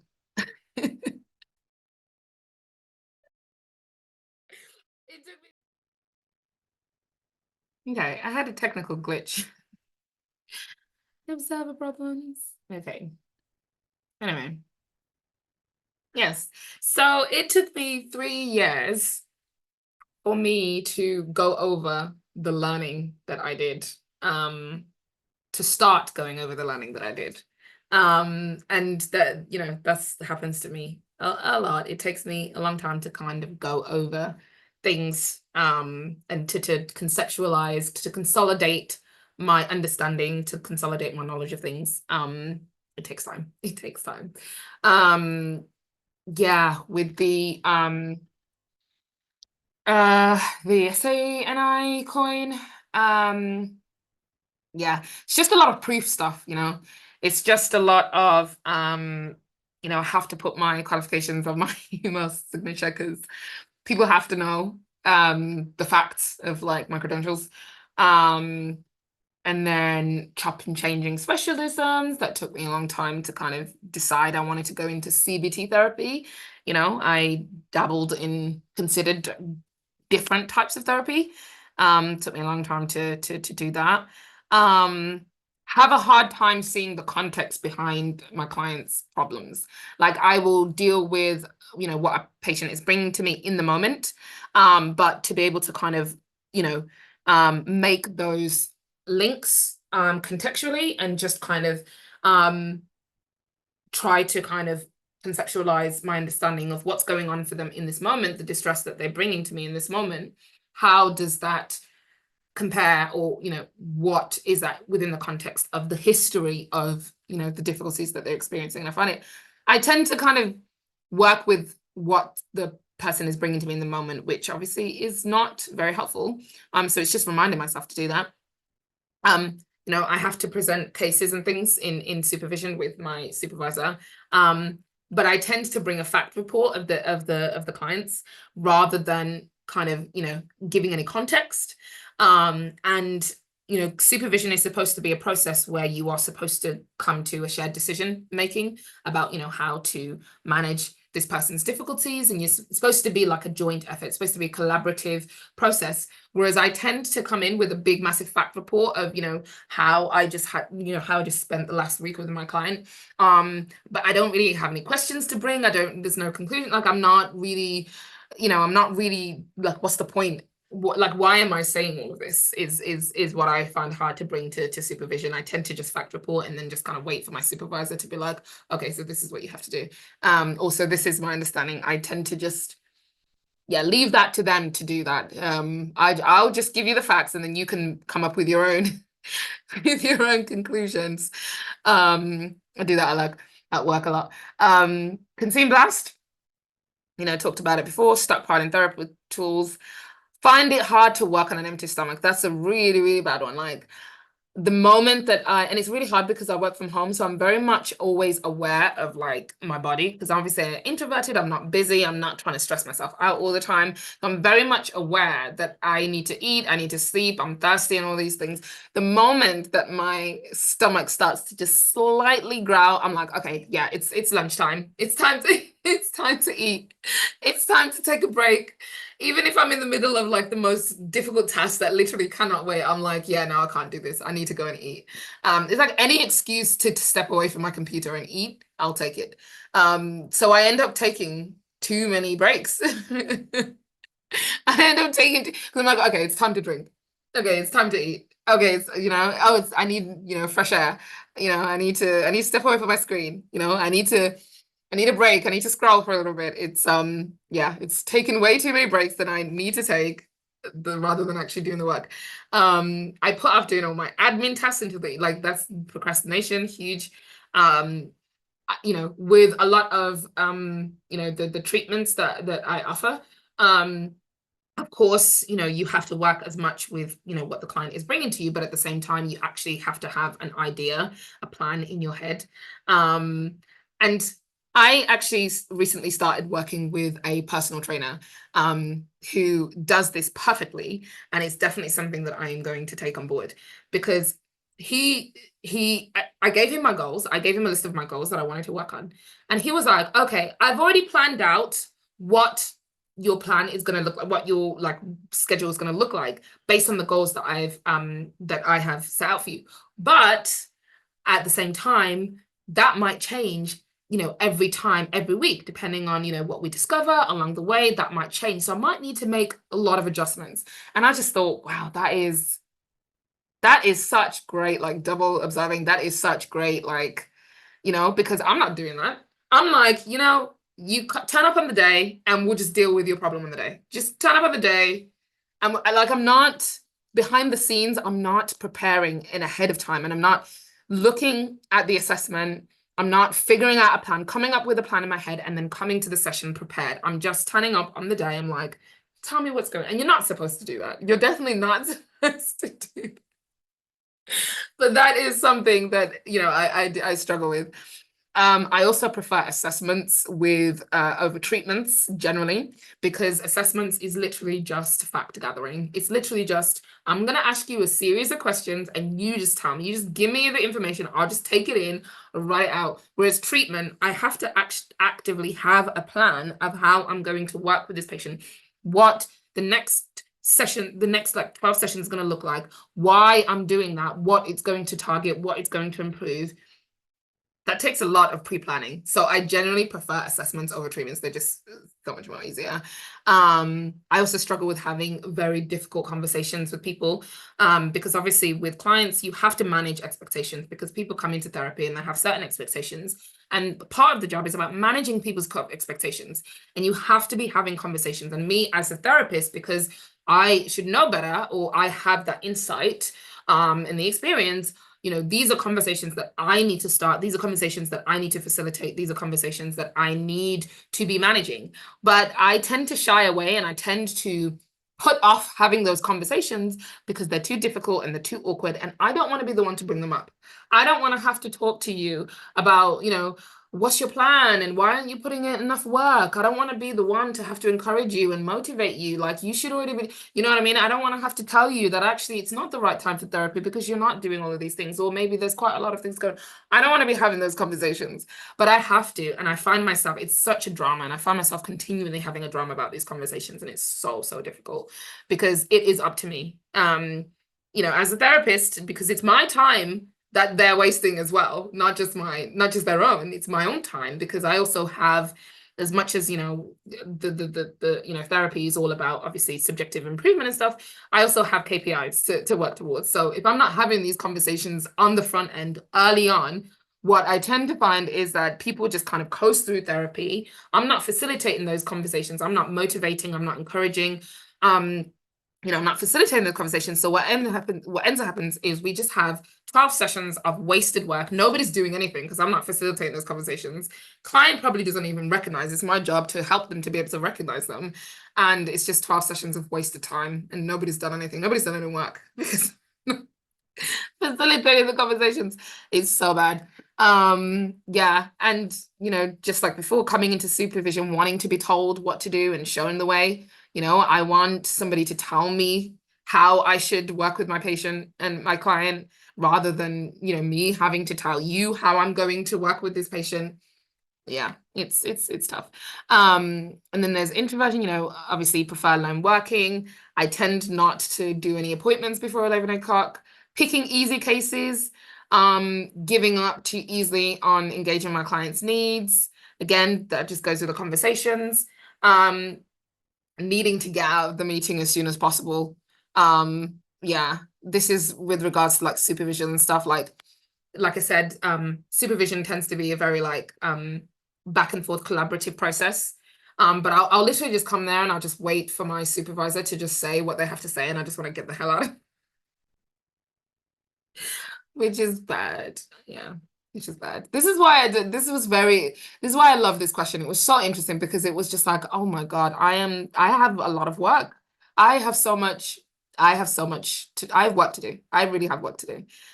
So I really appreciated this question. It was really helpful to see that.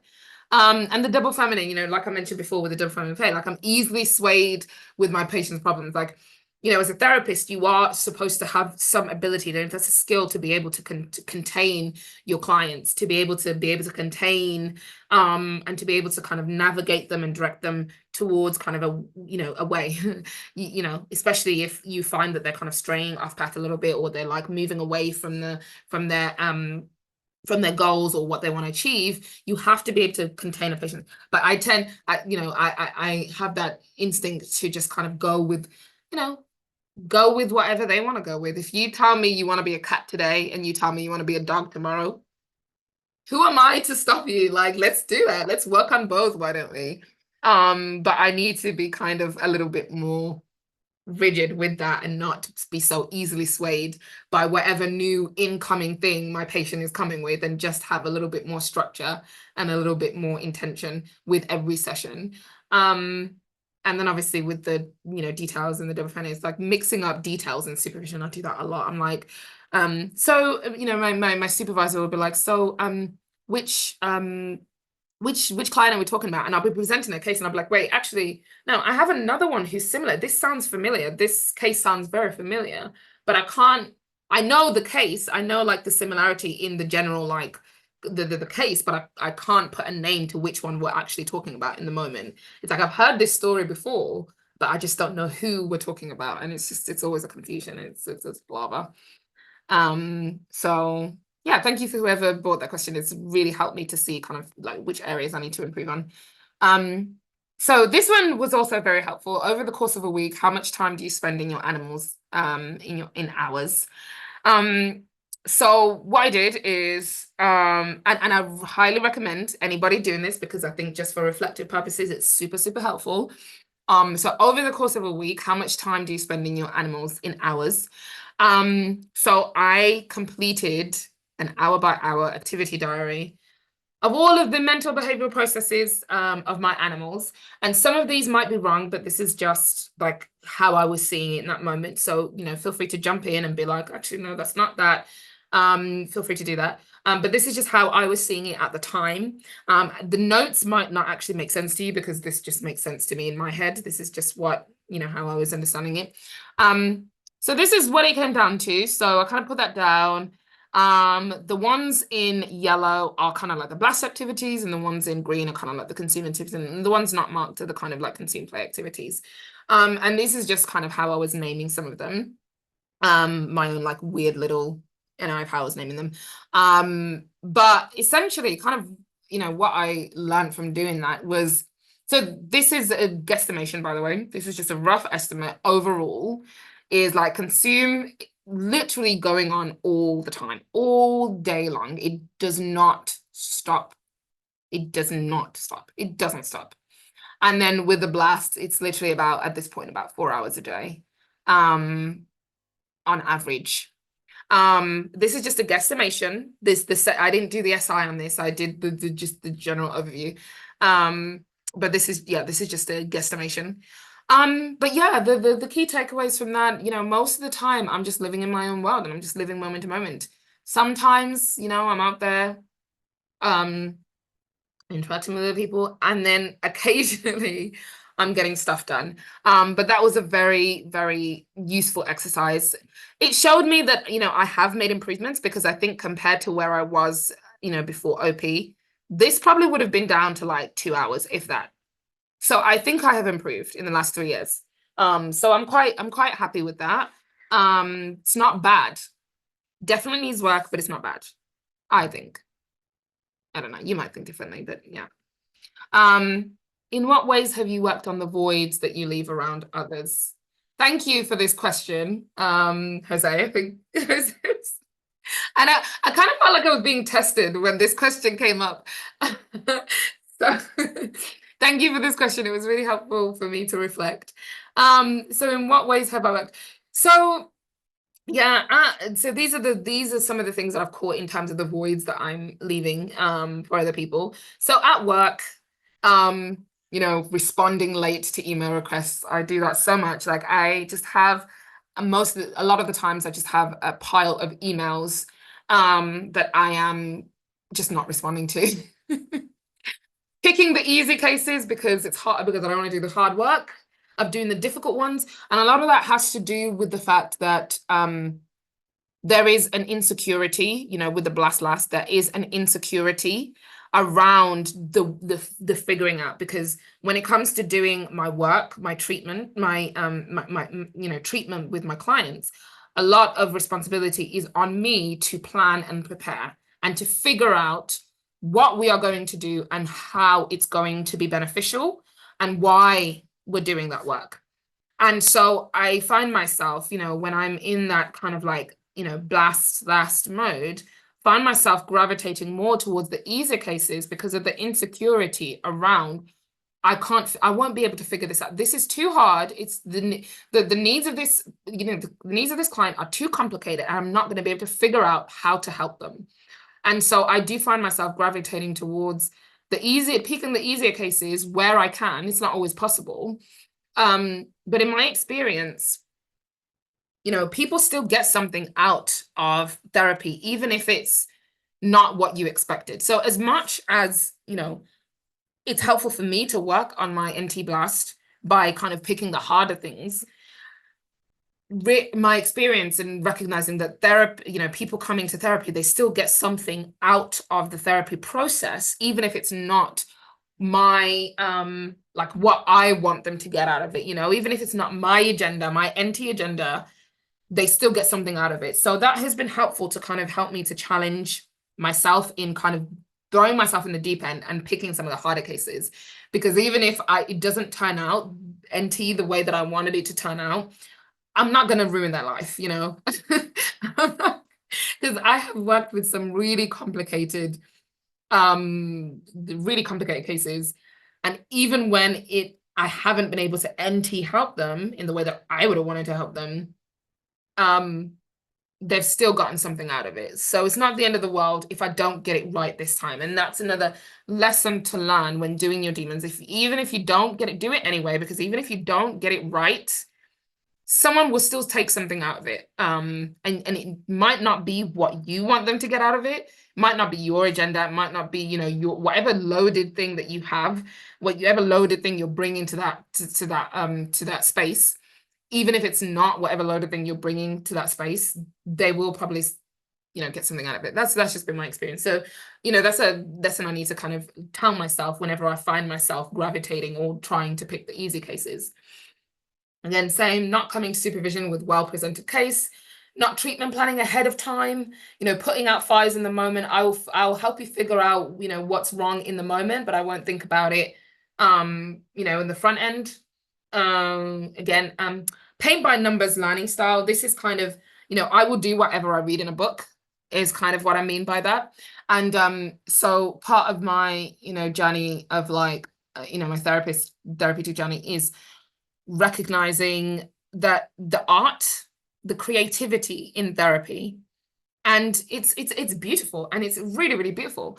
But, you know, being my type, you know, my learning style is kind of like a paint by numbers learning style. I do what I am told in a textbook, what is textbook, but your experience as a therapist, you know, you find your own way as you start working with your clients, and no two therapists are the same. You know, that's one thing. So no two therapists' style of working is going to be the same. So, you know, you can read something in a book and you can get ideas and guidelines, but essentially, you know, I'm starting to recognize therapy as an art, and I get a little bit of creative freedom when it comes to my therapy practice. So managing and trying not to just rely on, you know, what is textbook, what I read a book, and trying to rely on my experience and how I relate to my clients when I'm working with them is definitely something that I'm kind of working on, which means that now I've started to write my own like personal manuals. So putting together my own personal manuals. Of course, I'm informed by like competencies and codes of conduct and all of that stuff and protocols, but I also have my own separate manuals that I have started to build. And that is just based on my experience and the type of, you know, the things that I have learned from working with the patients that I have been working on. And these are the ones that I kind of tend to sort of rely on. They are informed obviously by the protocols, but they are also informed by my personal experience.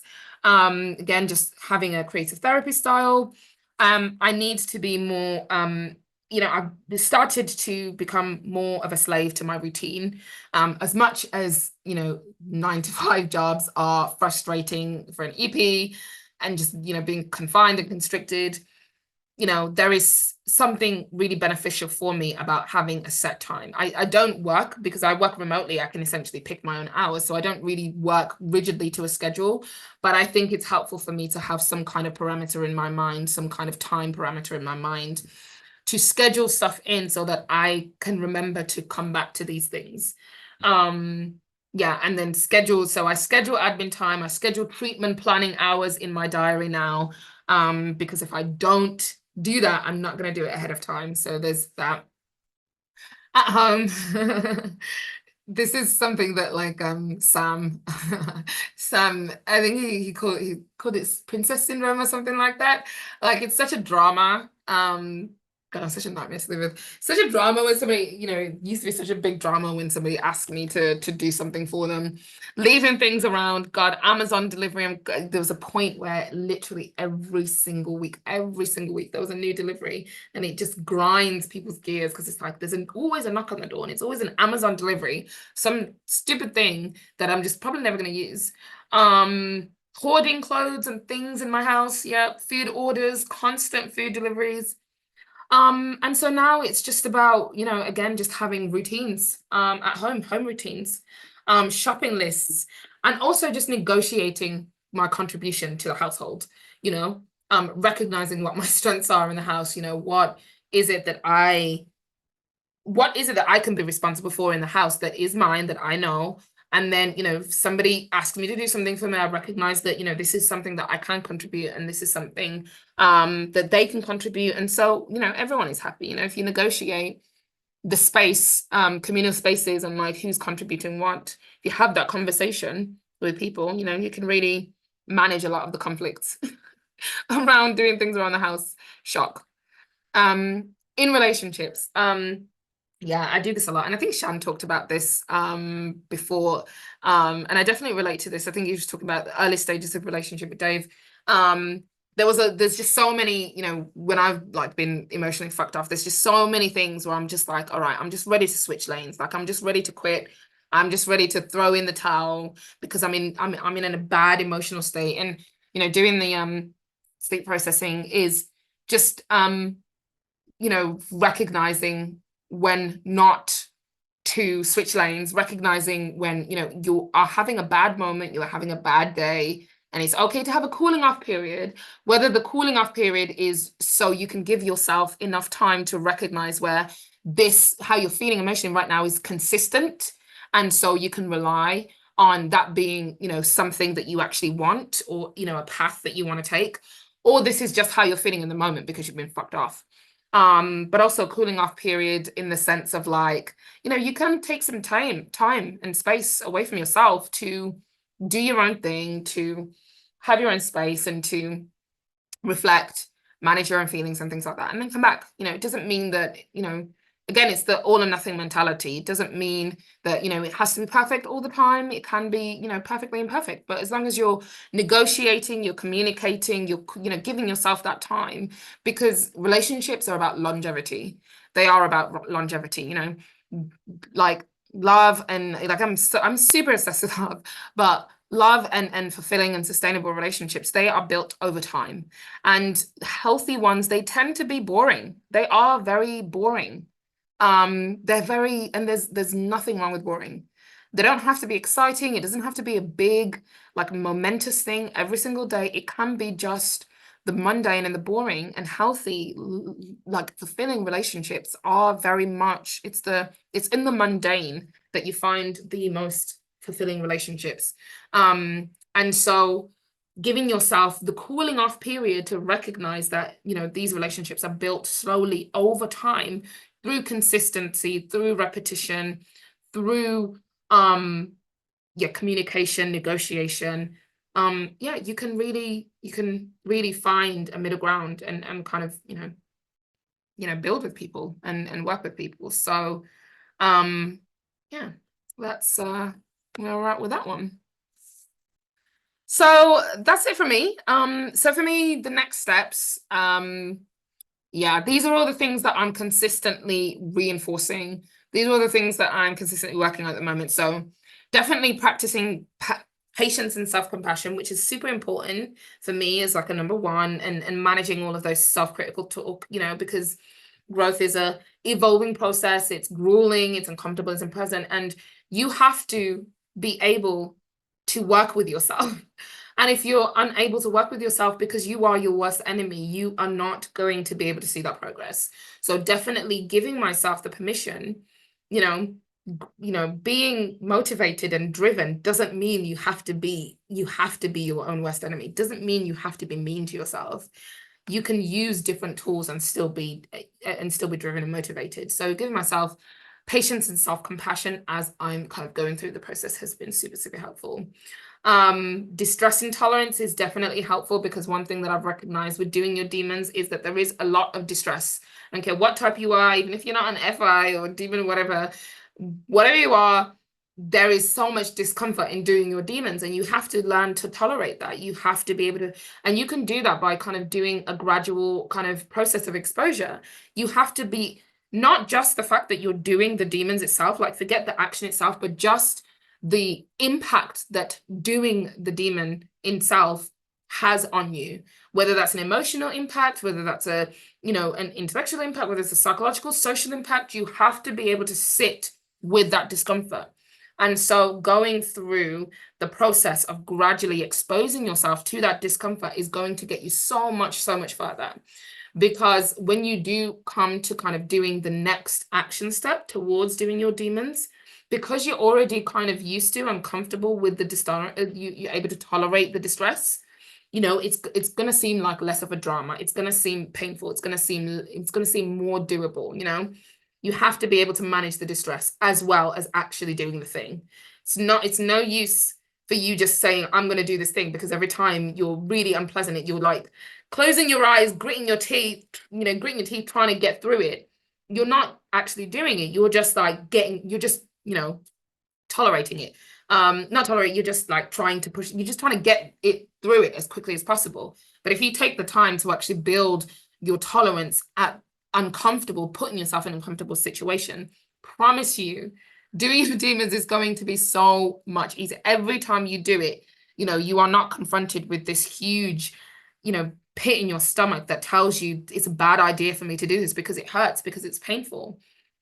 It is painful, but every time you do it, it becomes less painful. And if you learn to tolerate that distress, I promise you it becomes easier.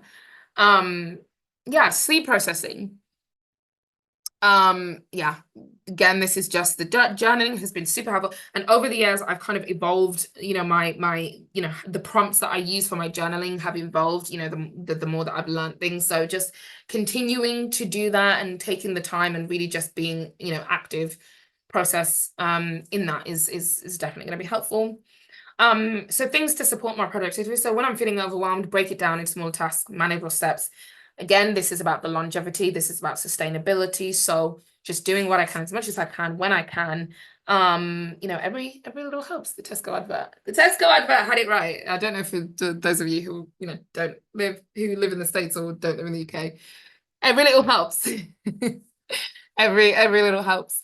Yeah, encouraging sustainable process. So yeah, giving myself permission to incorporate routines into my life.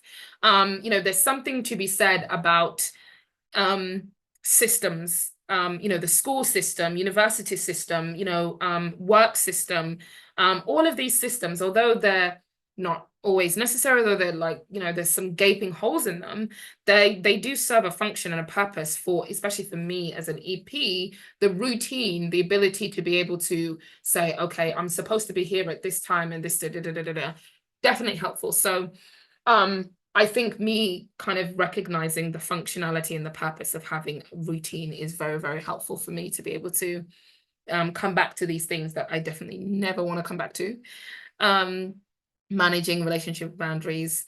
Obviously this is about not being afraid to have the honest conversations, the honest open conversations, and not being afraid to start them, because that is one of my biggest things is I am definitely often afraid to start uncomfortable conversations. And whenever I recognize that I am having that anxiety and that, like all hell is going to break loose if I start this conversation, whenever I recognize, and it's just reinforcing myself that it's not the end of the world. It's probably necessary for me to bring this up, and I can't wait for somebody else to bring it up, because sometimes, unfortunately, it does have to be me. Sometimes, it does have to be me that brings this up, because maybe somebody doesn't know, or maybe somebody has forgotten. And if I'm in that position, if I'm in that space at that time where I know, or I remember, sometimes it does have to be me to bring the conversation up. So every time I find myself, or I catch myself wanting to avoid a very difficult and honest conversation, just reminding myself that it does have to be me, unfortunately, sometimes. As much as I don't want it to be, it does have to be sometimes.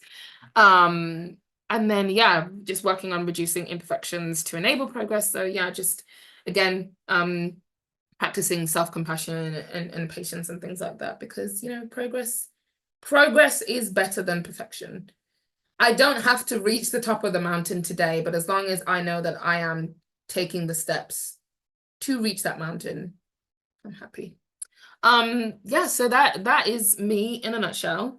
Thank you everyone for the questions. This has been a really, really successful. This has been a really helpful reflective exercise for me. If nobody takes anything away from this, me being self-motivated, I definitely took something from this process. Thank you very much for aiding in my process. No, but all jokes aside, no, I really hope some people take something away from it. I really hope it's been helpful.